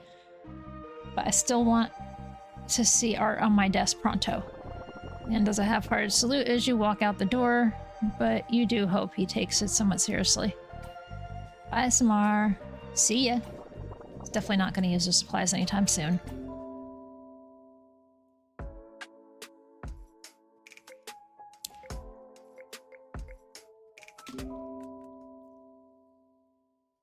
Sounds about right. Spending time around Cannon's relaxing energy makes it hard to feel anything other than chill. It's a nice break from the hustle of the day for sure.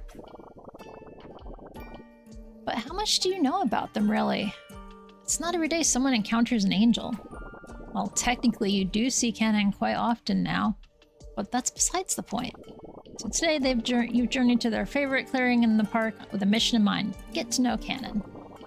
Find them preoccupied with some spirit swapping again, gently combining spirits together, making them disappear with a serene smile. Hey Canon, can I help? Smar, welcome. Shall we run it back, my bro? Still not over me beating you, huh? Your attempts to good me are always delightful. I shan't hold back too much this time. Come at me, bro.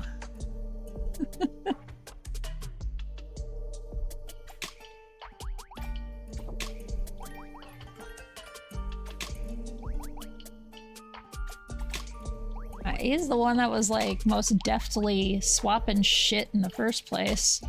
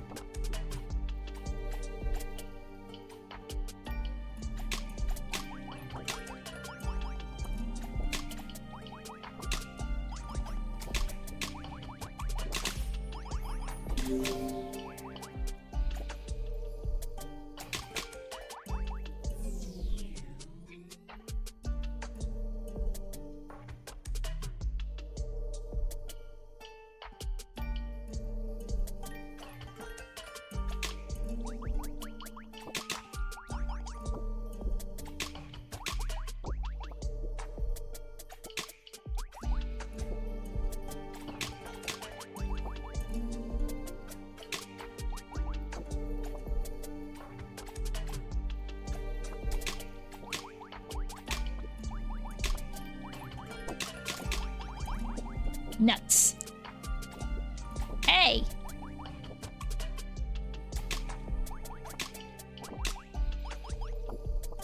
I forget the patterns I need to do. Squares, X's. There. Hit punch, how you doing? Nuts, balls, etc., etc.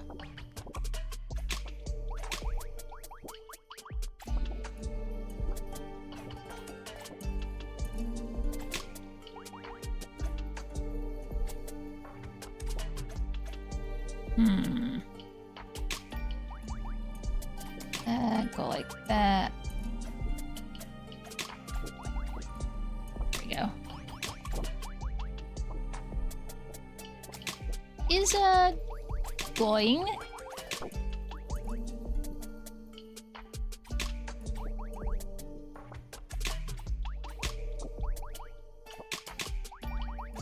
I'm making attempts to be better at this game. It's going to take a little getting used to. I think I'm doing okay, but I'm doing it slow. I'd like to try to go faster. Having cemented your superiority over a heavily nerfed angel again, you smile triumphant. As the victor, may I request your company on a nice walk in the woods as my reward, dear bro? It would be my pleasure. Their steps make no sound when they walk alongside you. Ugh.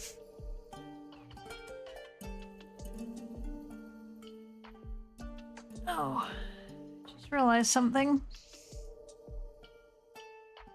I guess we're technically almost 2 hours in, right? It doesn't seem to know when the next ad's coming in, but the other thing is telling me in 5 minutes. My bot is telling me in 5 minutes. They probably never do, but you only notice it now when your steps crunch leaves and twigs on the forest floor. No matter how many times we walk this forest, parts of it always feel new to me. Just yesterday, these trees were completely different colors. I like that about you, Canon. You always have such a calm perspective of the world. It feels like you just see the world differently somehow. Well, that's partially because I do. You stopped for a second, eyeing him suspiciously. Trying to say something, Cannon? Oh no, I would never. They instantly start to get flustered, guilt flying across their face. This perspective is wonderful, Samar. You bring happiness to people's days and you value our opportunities to make the world better. Very much appreciate those qualities about you. Bring your posture down, relaxing with a smile. Good. I thought I'd have to remind you who's the swapping boss around here. Cannon calms himself, his fluttering wings slowing to a stop. I meant what I was saying quite literally. I don't see the world the same way you do, Samar. It's my angelic nature. Can we talk about that, actually? It's okay if you're uncomfortable, but I've never met another angel. And you don't talk much about it, so... Nobody's really asked, save Kedzie, but I'm happy to tell you what I am. His face twists almost imperceptibly, like he's trying to solve an immensely complicated puzzle. Spirit Realm is quite unlike Damask. The energy that...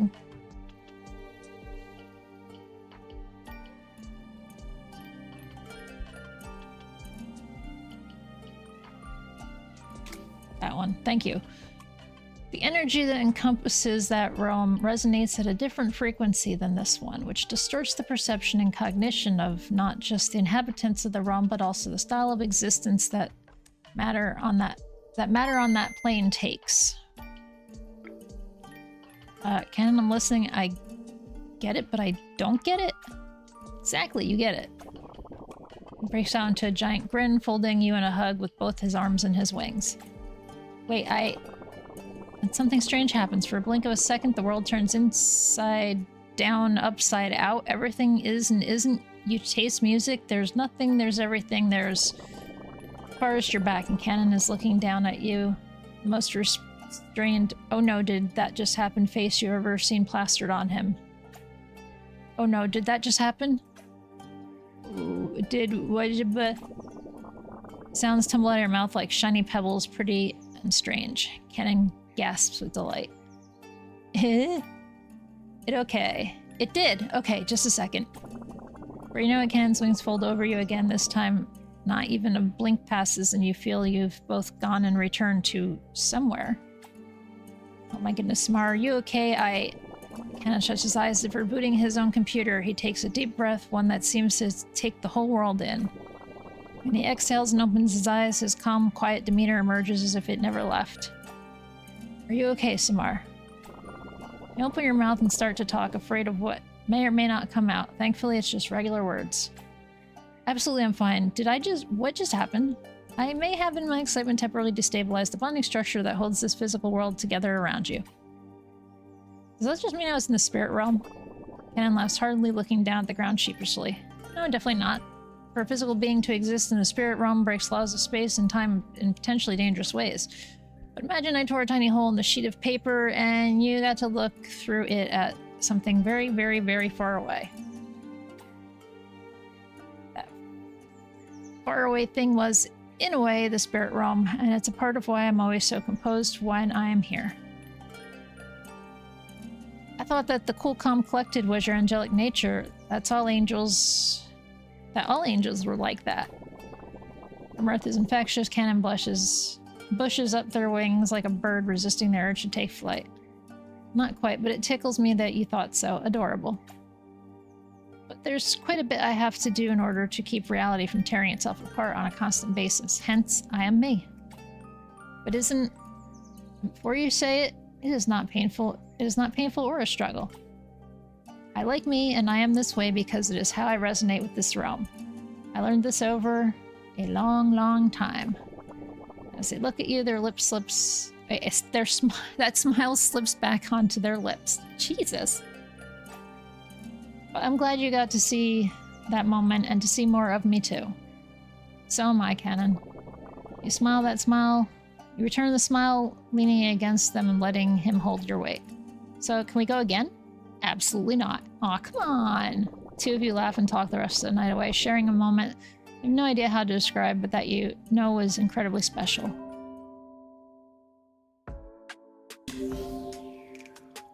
Terrarium Jr. Where does that go? Okay. we are going to, because an ad is going to come in, I'm going to get up, I'm going to stretch, I'm going to take a break. It's been 2 hours, I think. Can't be sure because I had to kill OBS and restart it. But hey, if you're not already following, please do follow us here. Completely anonymous, also completely free. Means you don't get called out for it. Helps you find me again, and helps me out. Helps the channel grow. So I'm gonna get up, I'm gonna stretch, I'm gonna take a break. There's the ads. If you don't follow Reach Ginpu right now, Ryudo will cry. Wow. I'll see you guys in about 5. For those that can still hear me.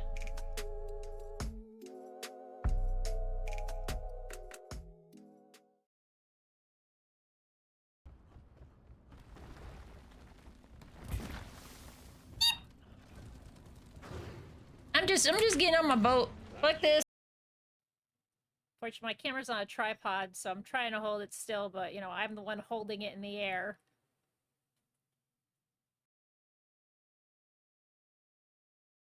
Is this worth 2,100 channel points?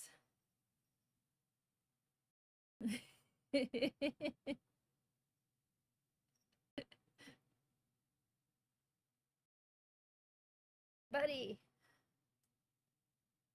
I'm like holding my leg in the air because that's the way the tripod's being tilted right now. It's getting underneath the back of my leg that I have to hold my leg up. He keeps moving closer that I have to keep holding my leg up higher and higher. Once you scratch that carpet, even if it is 18, 19 years old and garbage.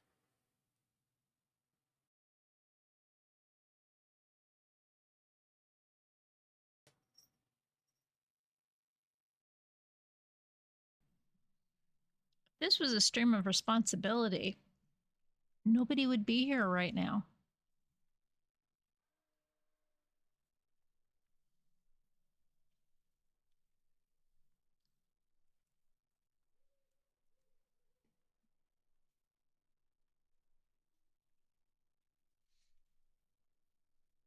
I mean, really. I have over 300,000 channel points with Flurms.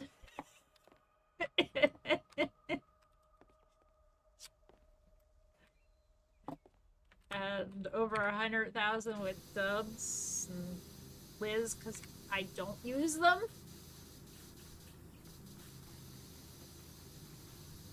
I have many.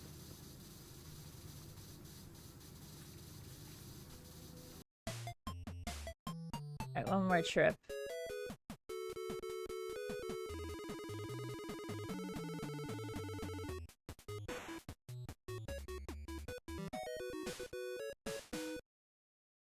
Okay. Not really hearing much of anything going on. Well, you should now. Yeah, I hear talking. Definitely an event happening. I'm dying, I'm dying, I'm dying, I'm dead.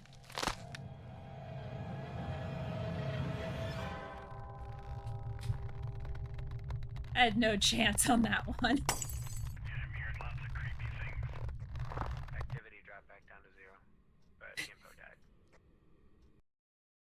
And the stinky Akuma outfit for my character, which I was hoping wasn't going to completely change her body shape, but I was totally wrong. I was like, maybe I could just put like Akuma's jacket on. That might look cool. Never mind. Man, what are you doing? Are you being a meanie? I'm going to be picking on him. She's still sitting there trying to get through her cookies, and he's already vacuumed all his up. Oh. Well, that's what you get for eating while you're laying down, dumbass.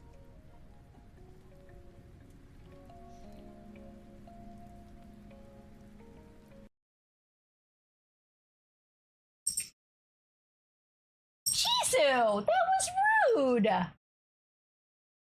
Oh my gosh!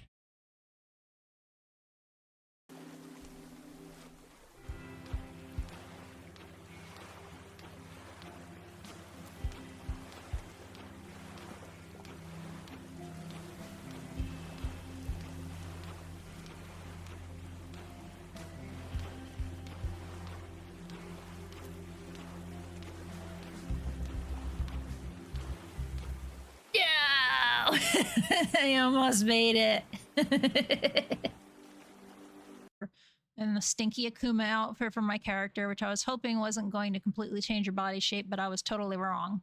I was like, maybe I could just put like Akuma's jacket on. That might look cool. Never mind. Man, what are you doing? Are you being a meanie? People are going to be picking on him. Broccoli and a steak and a broccoli. Nobody's allowed to pick on Odo. Not even Jizu. Just me.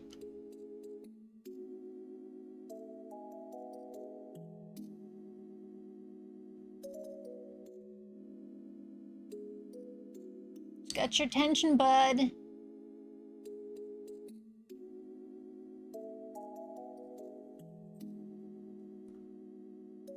No, don't leave. I'm sorry. Stay. I didn't mean to make you want to leave.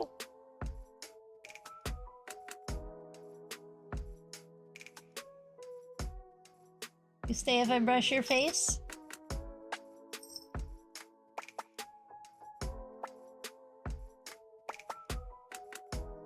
No, he's out of here.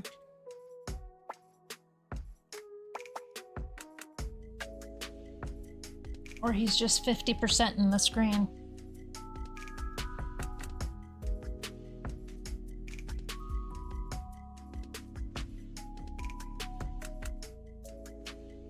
Hi, Odo. What big whiskers you have.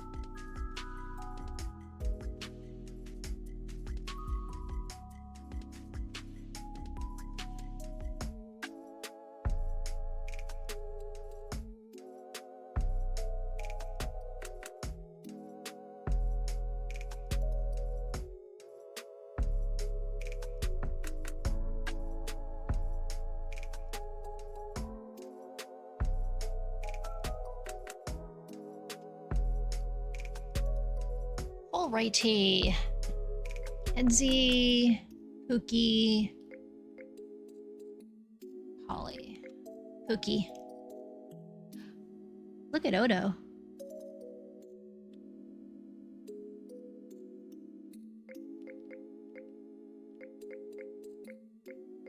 Or return to room and see what that small terrarium is that I got. Oh, I can have a... There's a sun spider indigenous to your region in there, so avoid this if you're arachnophobic. Huh? But Froggy Fridge! But spider! But Froggy Fridge! But spider!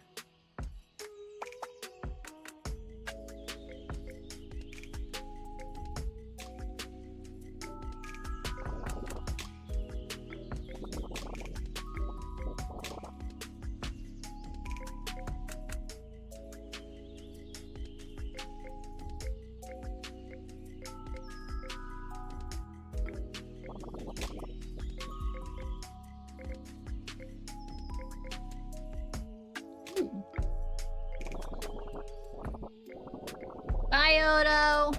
You jerk.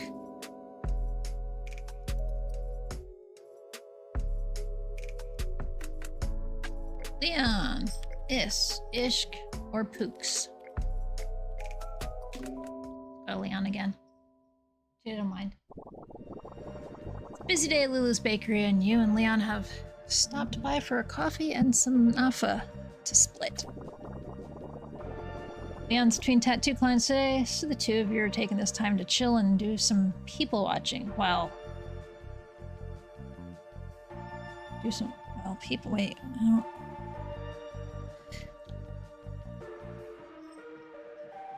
Two of you take this time to chill and do some people watching. Well, people watching quotes.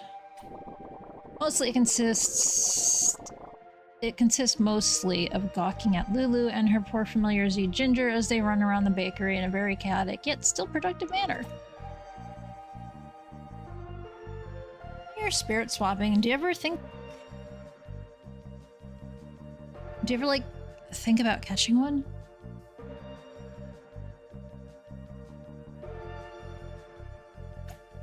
Catching a spirit?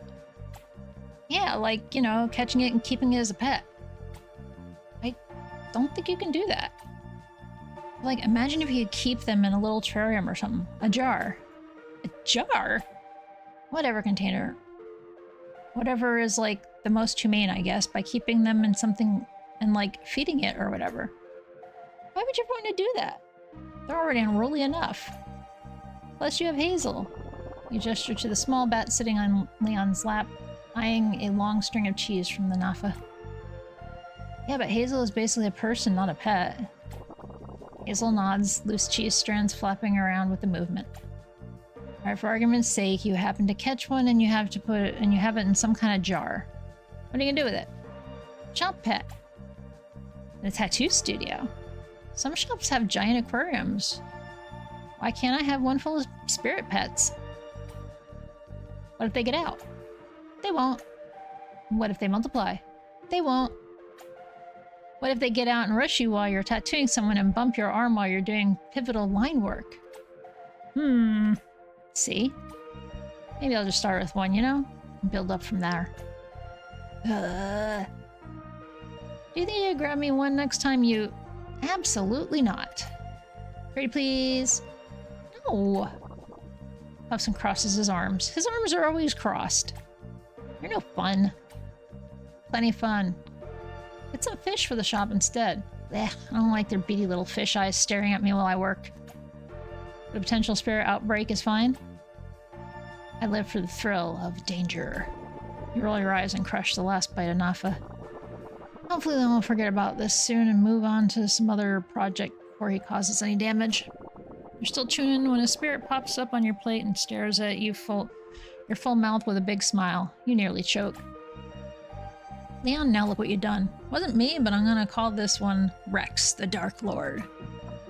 The last time, all we're gonna be doing with these babies is send them home safely. Yalla.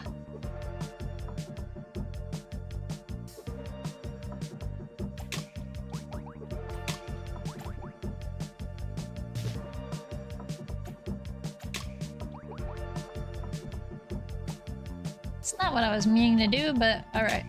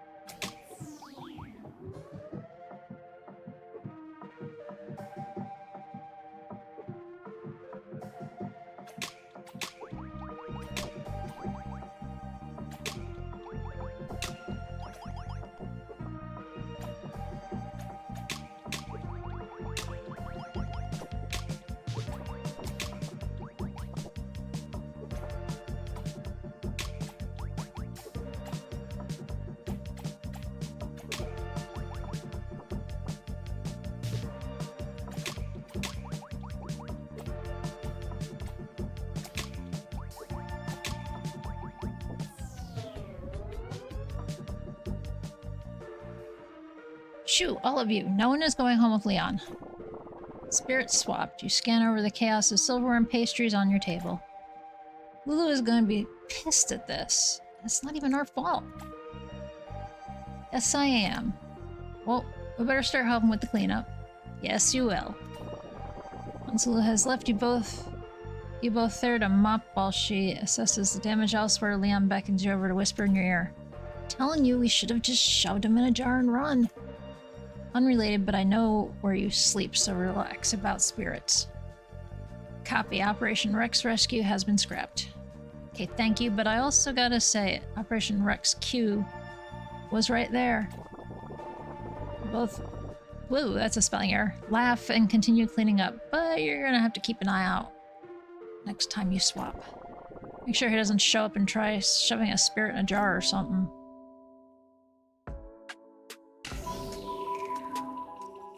There are new events to discover! Oops.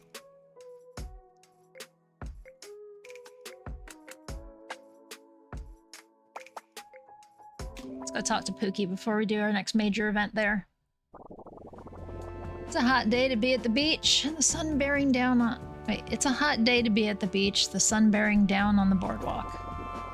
You make your way to the sands to look for Pookie, and you can feel the warmth slightly coming through your shoes. Nice thing about the warm weather, the glistening body is pumping iron at the gym. Luckily, Pookie has a nice bench seat that can take in all the workout action. He's got a big drink in one hand, taking occasional sips. Grab a seat next to them, heaving a big sigh. Pookie! Found the best spot on the beach, huh? Glad you made it, and I mean, it's the beach. It's nothing but the best spots, you know? One of the lifters finishes their bench press set and stands up flexing into a nearby mirror to admire their results. You lift an eyebrow. So, yeah, best spot for show. I figured you'd want to meet at the skate park, though. Seems like a great time to get some wind in your hair, right? Or I don't know, I wasn't feeling it today. Oh, you okay? Something happened? You alright? Yeah, I just felt different today, trying to roll with it a bit. I can respect that. No skate park, no skating. Got it. Dope, thanks, Sammy. You know, maybe that's what we do today. No work talk. I could use a break too. Ooh, that sounds tasty. Place a bet, I won't talk spirits and you won't talk skate park. First one to mess up buys ice cream. Wager, this I can work with. Wait, that counts, right? That counts. Nah, didn't shake on it yet. Pookie puts out a hand, which you grab and shake. The competition is on. Why is your mind blank now? Considering the last few days you've been so hectic with spirits, it's hard to think of something to talk about that they don't touch. Maybe let's take a walk. Yeah, let's walk that board. But don't you want us... Nah, you ain't getting me that easy. Pookie gets up, tosses his empty cup in the trash can, and the two of you set off to the boardwalk. There's plenty of folks today, vendors, folks from the neighborhood, even a couple families visiting from outside Damascus. Two of you take your time wandering, browsing pop-up stands, and trying on beach hats and sunglasses. Near the end of the day, you walk along the beach after perusing the whole boardwalk. You both walk to the water's edge barefoot, the water lapping at your ankles. Yeah, it was a really good time. For once, I don't think I even thought about spirits all day. And I think that's the sweet sound of a snow cone. What? That doesn't count. I wasn't talking about work. I was talking about work. That's different. Pookie laughs and stops walking, turning to face the water. Don't worry about it. Look at this moment we got here. You step and look too. Another beautiful Dimash sunset. Yeah, but also never like this too. Each day's different. Gotta pay attention. Sometimes you gotta break that cycle. It's hard to do, you know? I mean, I love exchanging. You can just say, you know, you already lost. No, I didn't. Anyway, I just love it, you know? I'm good at it, and I get a lot out of helping people. It's hard not to just want to be about that all the time. Wait, it's hard not to just want to be about that all the time, you know? Yeah, I feel ya. That's me at my place. Took me a bit to get there. Oh, I cannot speak today. Well, we already said 420. Took me a bit to get that there's more out there, though. I mean, we could have missed this, you know? Look at the sun as it starts to dip below the horizon. Little waves of moisture leave ripples in the air. A flock of birds fly past in formation. How many of these have we already missed, right? There's more out there. And then you hear the waves. It's not like you didn't hear them before, but now you're paying attention. The gentle roar feels comfortable. You gotta take the time to live in the moment. Don't get lost in the sauce, Sammy. You might get cooked. Both stand in silence for a moment. Then you turn and look Pookie in the eye with an accusatory glare. You stopped and did this whole sunset thing just to make that dramatic, didn't you? How long have you had that lost in the sauce line in your head? Like 4 days, Sam. Couldn't wait anymore, I had to create the moment. Two, you laugh again, the genuine kind that just relaxes everything. Kinda nice to get away from the grind though, right? Yeah, it is. Wait, you said grind, that's work, right? Bam, take your L, it's okay. You take the L and get the ice cream. They got you this time. Star Rug. But we'll get to you in a moment, Leon. I want to know more about angels, damn it. I'm excited to spend the whole day with Cannon for a while, and today didn't disappoint. Enjoyed a delicious breakfast, cheered Pookie on at the skate park in the afternoon, and played games at Kedsy's Cafe in the evening. I don't hang out with friends like this anymore. Fucking ages since I've hung out with somebody all day.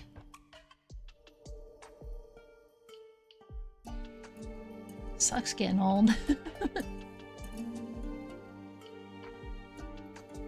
Some responsibilities of life. A stroll through the forest was a perfect way to round out the day. I didn't want to, it just happened.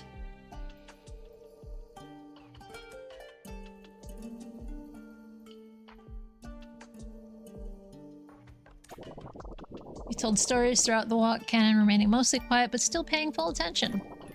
Sometimes they would have moments of their own. Just imagine if Shag Heaven endorsed mozzarella sticks. But you two mostly just enjoy your balance.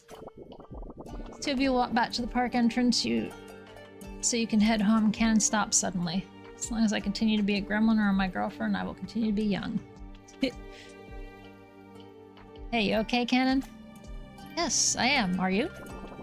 Seem kind of tense. What do they have to be nervous about? Yeah, I'm good, great, but it seems like you have something on your mind. It is true. Are we okay? Is this okay? You can't help but show a look of confusion. What do you mean? Today was great. This is great. But is it great enough? Should it be more great? Turn away from you deep in thought, like they're searching for something you can't see. You can't begin to guess what they're alluding to, but it makes you tense. What do you mean? Perhaps I'm putting the cart before the horse. No, it's wait. You got that one right. I'm very focused right now.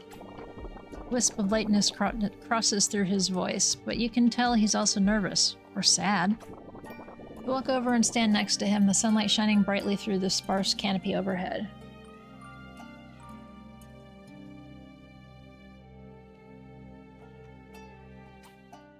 Cannon, you're acting like something's wrong. Talk to me. I've been thinking about what it means to be a partner. If that is something I can be to you.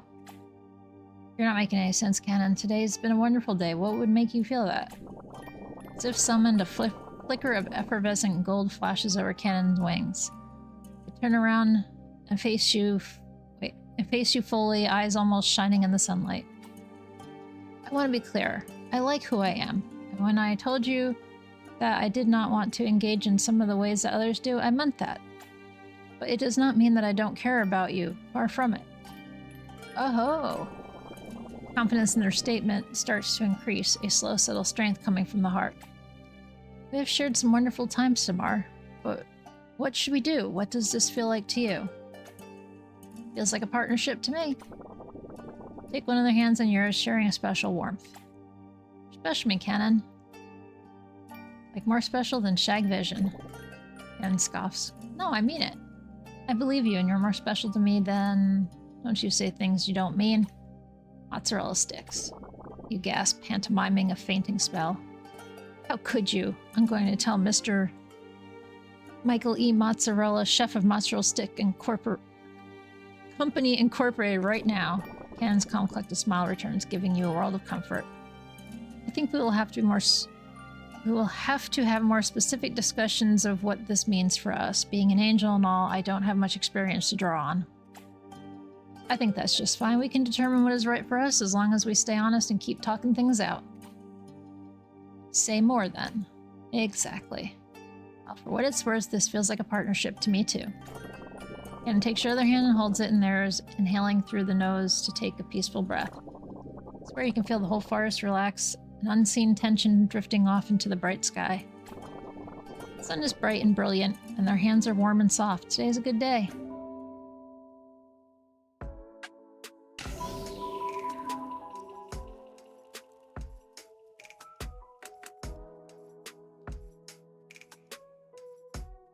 I pull this off.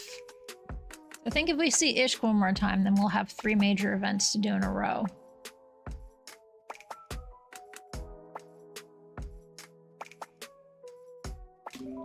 Do a little more story. The sun's rays lap at your skin, the heat somehow more oppressive when you step on the sand of Muscle Beach. You lean into it and take a moment to take off your shoes and dig your toes into the warm sand. Soft breeze caresses your face and you take a minute to bask in the moment. Soften your gaze and let the colors bleed into each other, slowly closing your eyes to let the sound of the waves overtake you. Hey, cutie. You look so relaxed, I love that for you. Ishq, what the hell? Yeah, I was trying to relax, I guess. Trying, that's like almost half doing. Don't give up. No, I wasn't going to give up. You startled. You know what? Never mind. You're right. I'll try harder to relax. There you go. Relax harder than anyone has ever relaxed. Ishq, you're dumb. Right. In fact, how about we do a relaxing high load, low rep set? That relaxes me every time. Babe, no, please. Can we just sit in the sand? You're right, you're right. Some sit-ups will relax us. Relax us right up. Nothing more relaxing than a tight, strong core, am I right? Flex their abs for emphasis and look decidedly unrelaxed doing so. You sigh, unable to suppress a smile, and plop on the sand, patting the spot next to you. Come on, Flexi. Park those buns of steel next to me and let's relax my way for once, okay? Oh yeah, recovery time. Manage to settle next to you after some awkward shuffling. You look at them and smile, setting your finger on your lips to signal no talking.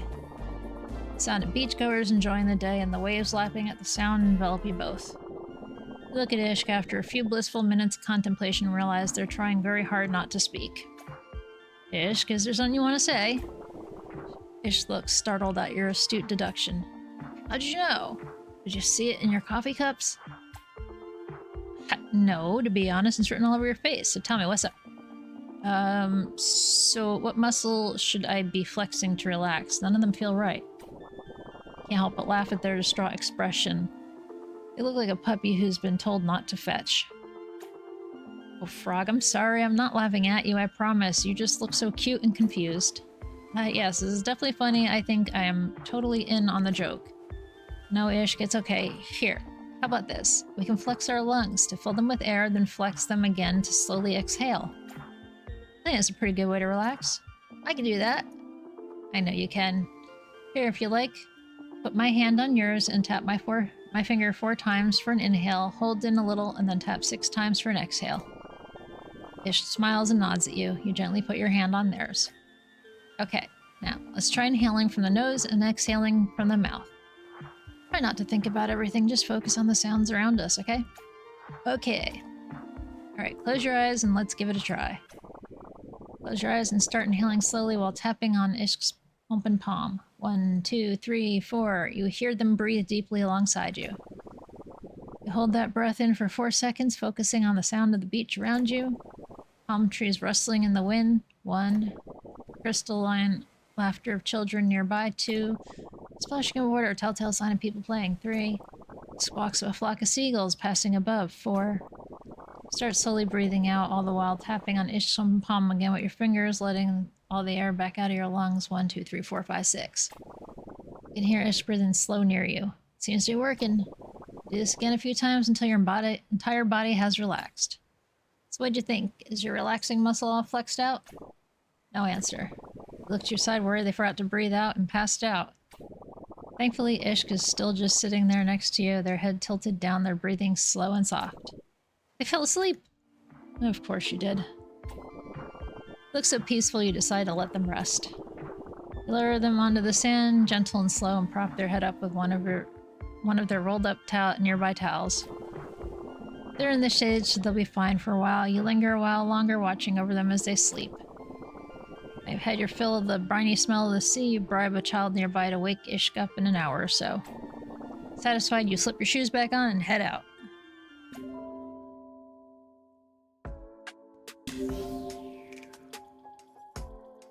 Unlock the side table.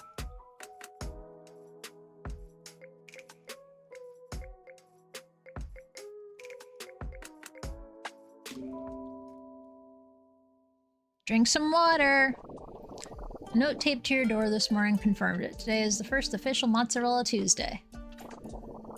We did try to tell Canon that picking another day was still an option, but they refused. They said the time for tacos was over. Tacos were, in fact, trifling.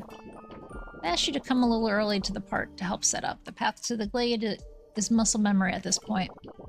The fresh-made Nafa in hand, you spot Canon waiting. The clearing on top of the hill, a gentle herd of deer with them, like usual. Canon, I brought knefe for dessert. Oh, You're knafe? going to Knefe? love it. Okay, I said it wrong the whole Basically, time. what would Great. happen if mozzarella sticks were breaded in semolina and drenched in syrup. I am all mouth, Samar. Figuratively, of course. And thank you for asking me to help. It's nice to get to do something for you for once. There's not a whole lot of work to do. You toss a large blanket open on the grass. Cannon grabs plates and other supplies, spreading them around the throw for seating. Would you be willing to choose some music for the gathering, Samar? No problem. Go over the radio and flip on the tuner. 5/4 is all you hear before you slide the volume to 0, looking around for dance-happy spirits. Definitely gonna have to bring that up in therapy. Perhaps another station would be best. Turning, you scan through the dial until you find some instrumental relaxing tunes with hip-hop vibes. Nice and relaxed, you think, just like Kenan's style. He looks over and gives a thumbs up. It feels awkward somehow, as if you could give a formal thumbs up. You return the gesture. Now we just have to wait for our friends to arrive. Soon enough, the rest of the crew arrives with snacks and stories. Ish takes the opportunity to use the drink coolers as weight, bench pressing the case easily. You know I gotta stay flexy at all times, especially if I'm gonna down some mott sticks. No time, Kedsy's got her head buried in the research guide while her familiars chase each other around the grass. Mo and Pookie are laughing about something or other. Lulu and Leon are talking tattoos off to the side. Wait, where's Cannon? You look over and see Cannon calmly sitting on a picnic blanket, watching all the commotion. They're sitting in front of a place setting like they want to eat, but it's a little hectic right now. Hey! Before you can finish a sentence, a smooth bell chimes and a range of sunset colors shimmer overhead like sparkling lights. Excuse me, everyone.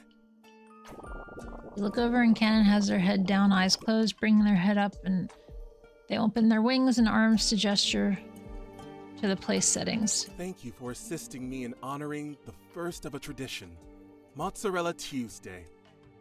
You know, couldn't you have gone with Mozzarella Monday? It's catchier. I hadn't considered this. Cannon looks slightly uncomfortable for a Perhaps second. next time it would be wise to move it to Monday to assist in the alliterative artistry. He stops and looks around at the group. You can see conflicting thoughts flicker on his face. Actually, though it may be catchier, I prefer Mozzarella Tuesday. It is simply what I like. That works. And it leaves Monday open for Molokhia.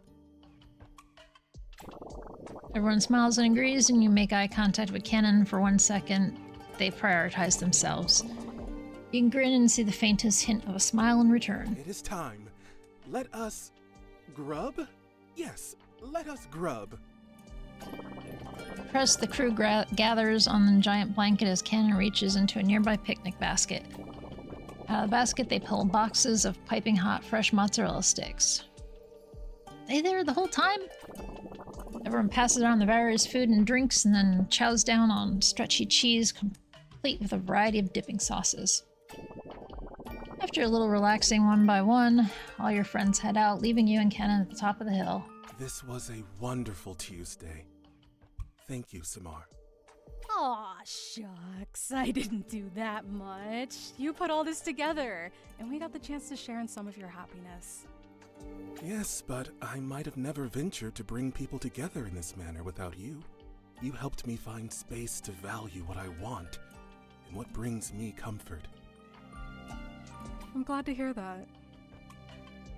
And now, what would bring me comfort would be to give you this. They reach over and place a small white object in your hand.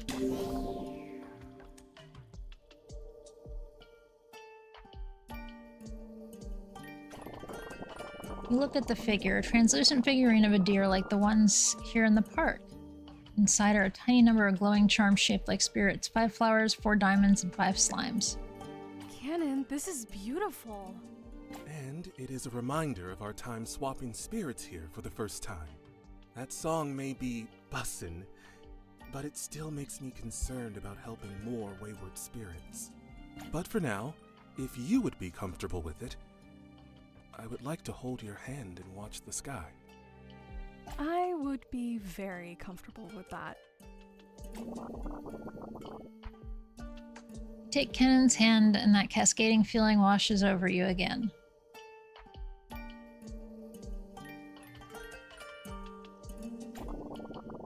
Otherworldly energy that flows from the tips of their fingers into the back of your hand, running through your body with the relaxing cadence of a babbling stream in the wilderness. Tighten your grip slightly and they pull you closer to them, wrapping a single wing around your body. Suddenly, peacefully, the sky changes from day to night, to day again, and flow of time as you watch the constellations across the sky. It's a beautiful experience like nothing you've ever seen. And they unwrap their wings from you. You're back to the present, only seconds past. He doesn't even seem to have noticed. Is that what life is like for Cannon? You could ask, but instead you sit on the grass and watch the sun melt away into night, contemplating existence.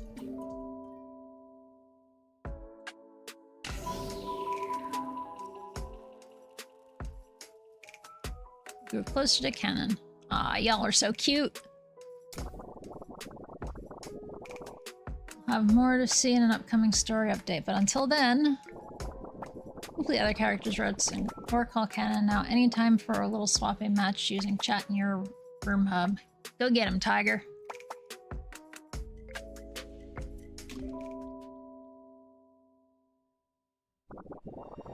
You're having a life drawing session with Leon today, and you're excited to get those creative juices flowing. His juices, for the most part, you're gonna sit there looking hot. You move some spirits off the doorstep and open up the door to the tattoo shop. You can hear Shag Vision blaring from Leon's radio as he sketches on the counter. Hey, Leon. Did you get some rest? Leon yawns, stretching their arms and wiggling their shoulders. I did.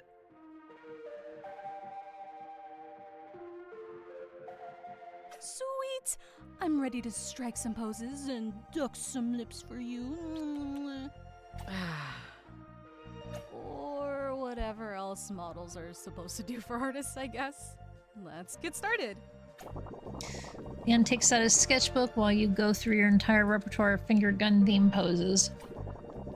Some completely still, some reclining dramatically, and some of you holding that weird skull he has. Brago and Hazel even join in a few times. Leon tries to keep a serious face while scribbling, but you can see the hint of a smile fighting to come through. Half hour passes and your index fingers start cramping, so you gesture for a coffee break. Did we do enough poses so that you're completely and utterly inspired? Yeah, I think so. This reminds me of the time I sketched you in some clothes you were modeling for Mo. I remember that. I didn't think you can fit that many feathers onto one skirt. So, do you think you can finish up your awesome sketch for Citrine yet? I already finished it. Huh? You did? I did. I finished it last night, but you were really excited to model for me. I didn't want to steal your thunder. Well, Well, can I see it? Of course. Leon pries open his sketchbook to reveal the completed citrine sketch. It's a fully sketched phoenix emblem with golden guitar strings interwoven into the wings. Whoa! Leon, this is amazing! You really like it? Of course I do, doofus. Thanks, Samar. Yeah, I'll admit that some of my creative block was partly because of my own apprehension, but your encouragement helped remove that. Not to mention our forced relaxation regiment. Maybe Citrine will like it, maybe they won't. But I had fun making this, and that's a victory they can't taint. Don't you worry, Leon. They'll definitely like it. I can feel it. Hey, speaking of fun, check how these turned out. Portrait. Dude, how did you make finger guns so majestic? Well, I had to do my muse justice. Consider it a thank you gift for getting me back on track. You've done it since we were younger, and I don't think I've thanked you enough for that. I love it! I'll need a frame for this, and you'll need a frame for your citrine art too. You and Leon spend the rest of the day shopping for frames for your respective art, in addition to setting up another session next week. All new pieces you've been making, you might need to reorganize your walls very soon.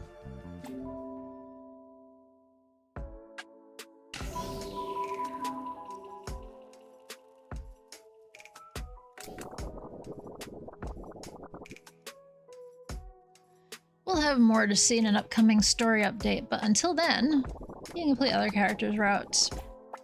Go get them.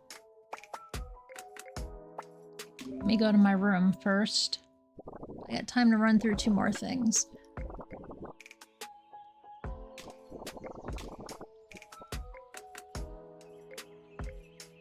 Hello the deer.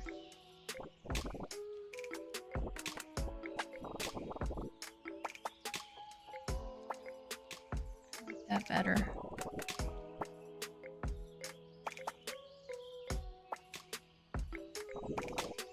Still don't have anything for here.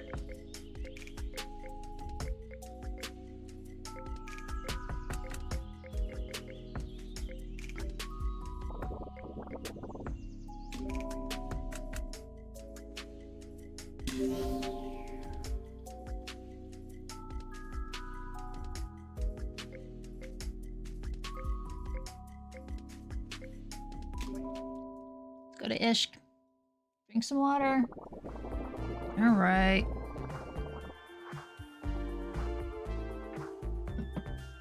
Water has been drank. Make your way to the beach again, determined not to let Ishk distract you from the awkward conversation at hand this time. You need to talk about the breakup. They need to talk about the breakup. They do, for their own good. Sneak around the beach looking for the familiar mass of mussels, and sure enough, they are sitting on a cliff by the water. Hey, Ishk. Seem to have their headphones on and can't hear you. Hi, Ishk. Hello. Oh, Samura. Didn't see you there. Hi. Take off their headphones and you can hear Shagvision playing loudly. Yeesh, hopefully their ears are okay. Don't get distracted. I look a little lost in thought, which is worrying all its own when it comes to Ishk. Hey, got space for one more? Always plenty of cliff for everyone. Scooch a little and tap the rock next to them. Inviting you to take a seat. As you settle in next to them, you feel something brush your hand. Huh? Was that Ishk? A bug? A scary seagull scrounging for snacks? Oh, it was a spirit. Whoa there, little dude. Oh, and little dude's friends. I guess we gotta get them back home. Yeah, I'm sticking around here, right?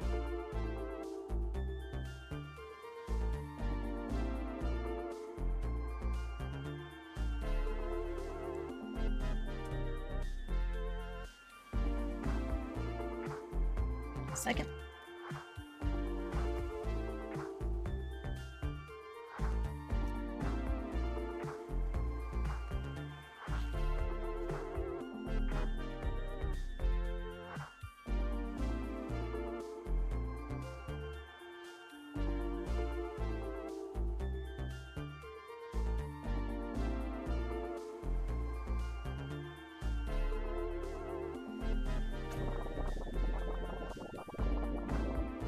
turn and squint your eyes at Ishq, lips in a thin line. They would take absolutely anything as a chance to avoid more serious conversations. But they are also right, these spirits need to get back home first. Okay, fine, let's do this, then we can talk.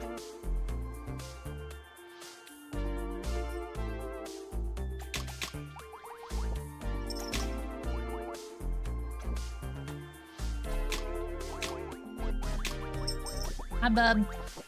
What's up?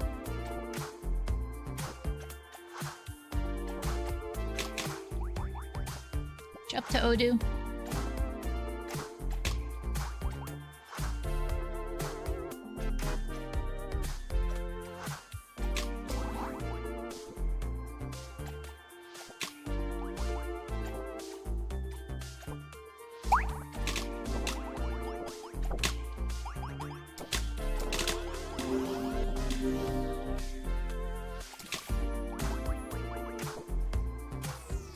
Aw, before I can even use power.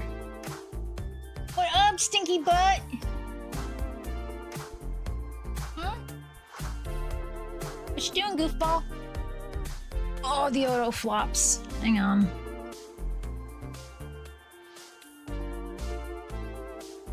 Oh, Jesus Christ, buddy.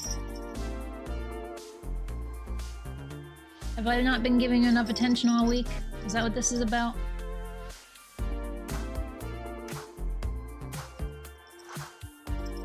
Have you know you've been avoiding me?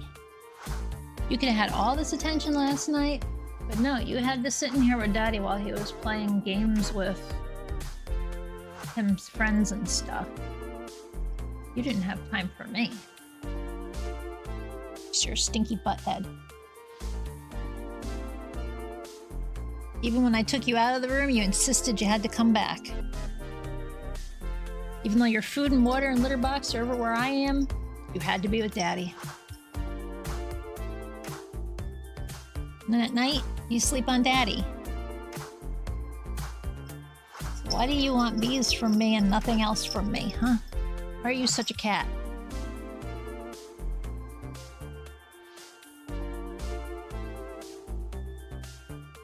Why are you such a cat?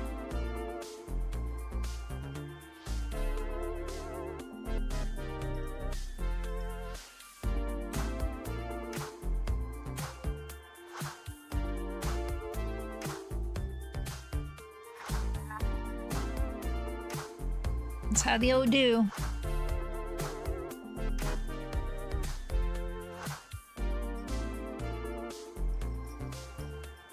Yeah, we didn't have a cat for a bit there, did we?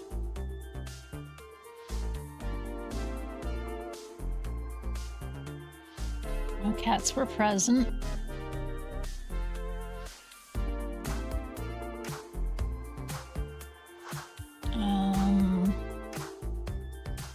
This would be the... There we go. Complain about a cat being a cat.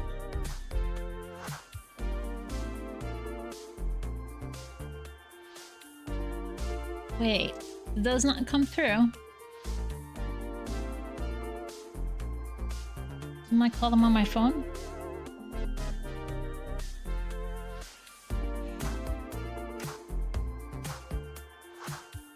I gotta reload the stream on my phone, I guess. Uh-oh, something went wrong. Imagine that.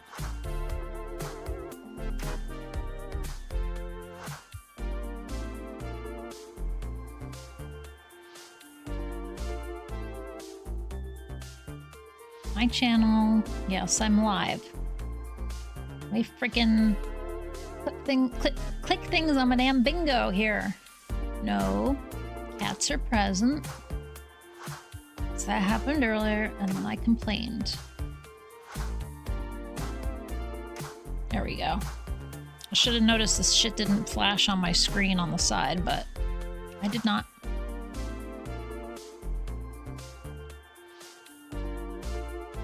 Oh, right. Gotta switch the screen back.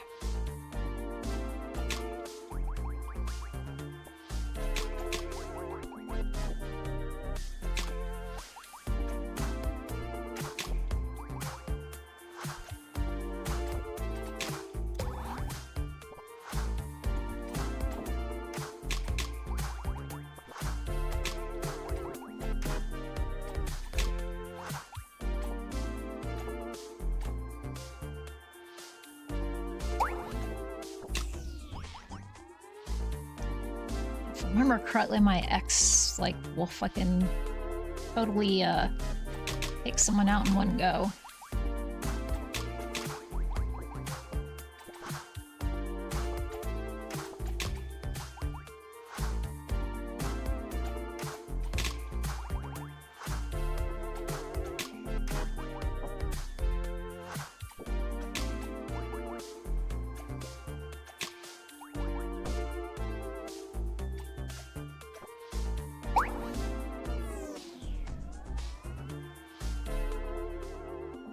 Let's go, team, but mostly you, cutie.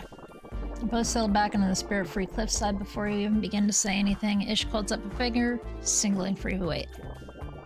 Pick up their cassette player, take out their Shag Vision tape, and insert an older, more worn cassette.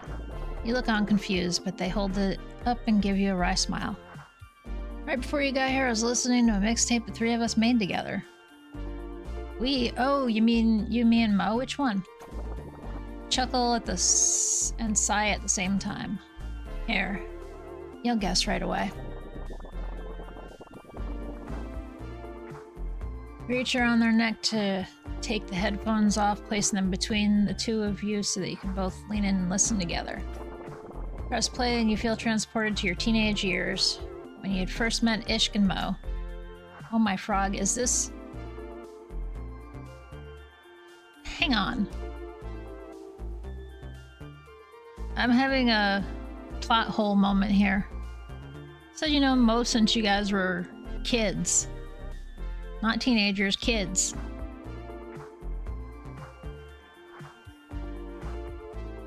Well, typically when you refer to your teenage years, you don't refer to them as your kid years. People will say when I was a kid, they usually mean when they were like, you know, 11 and younger.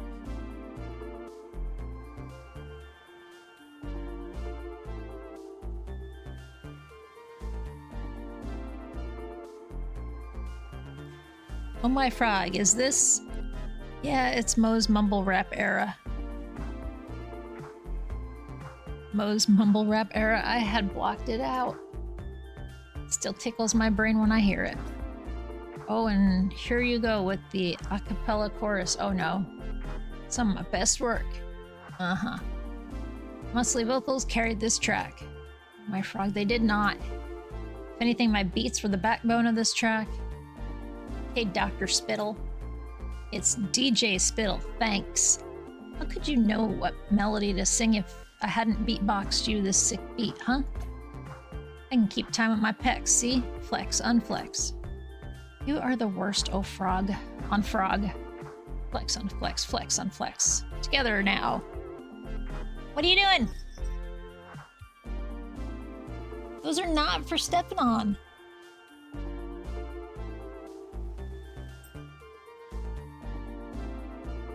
Such a shit, buddy. You were just biting me a second ago and now you're like, please, give love.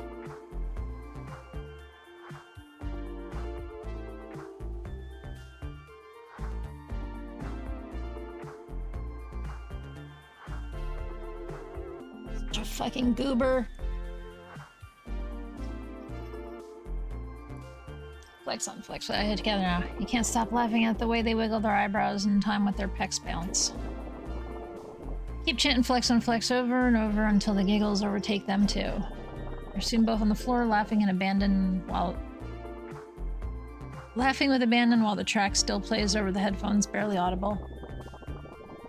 When the fit subsides, you roll up on your side to look at Ishk to see them looking at the sky, their eyes wet with unshed tears. Ishk, are you okay? Quickly wipe their face with the back of their hands, shrugging it off and forcing a smile. Yeah, just got some sand in my eye, cutie. You smile what you think is your best comforting smile, but they look away uncomfortable. I'm fine, my eyes are just very swole, so... Ish, we can talk about you and Mo if you want, it's okay. Grab their headphones and scramble off the ground, awkwardly brushing sand off. Okay, maybe later, I just remembered I gotta lift a whale, at home. Ish, please, we don't have to talk about it if you don't want to, just stay. I wish I could, cutie, but the whale is whaling. It's a huge problem in the whole whale community, and bye. And with an awkward wink and a wave, they set off, almost running away from you. Ishk. Pull up your knees into a hug, sitting on the rocks with Frago looking forlorn beside you. It's okay, they'll talk when they're ready, I hope. Frago leans against you, and you both stare at the sky for a while longer before heading out. Woof.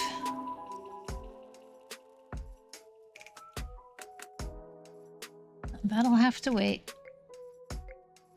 Because there's an ad coming, which also means...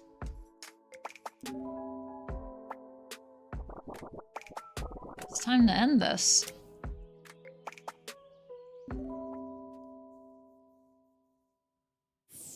Spirit swap. Lo-fi beats to match 3-2. Yep, and there's our audible reminder. Alright. Just pop over here, switch forms because this looks weird like this. Alright. I hadn't considered that when I did those changes. Anyway. I never hit send on those. Okay. Oh, whatever. I didn't make any social media announcements today. That's fine. I goofed.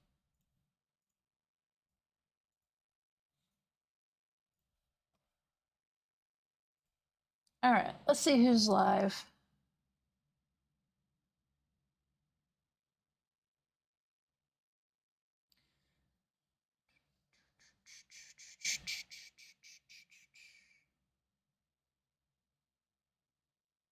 Oh. Well, that's an early start.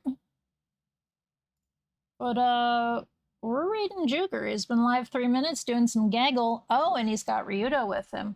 I see how it is. Didn't even ask me to join. How rude. All right. We are going over the Juker, everybody. Hey, if you're not already following, please do follow us here. Like I've said at least once today, they are anonymous. They're also free. Great way to support the channel without having to spend a penny. I'll be back on Sunday with one or the other spirit-based game. Meantime, enjoy yourself with Juker and Ryudo as they do some good Game Show 2024 gaggle stuff. I don't know what game they're playing yet. But yeah. Thanks again for hanging out. Stay strong, take care of yourselves, be kind to yourself and others, and I'll see you on Sunday.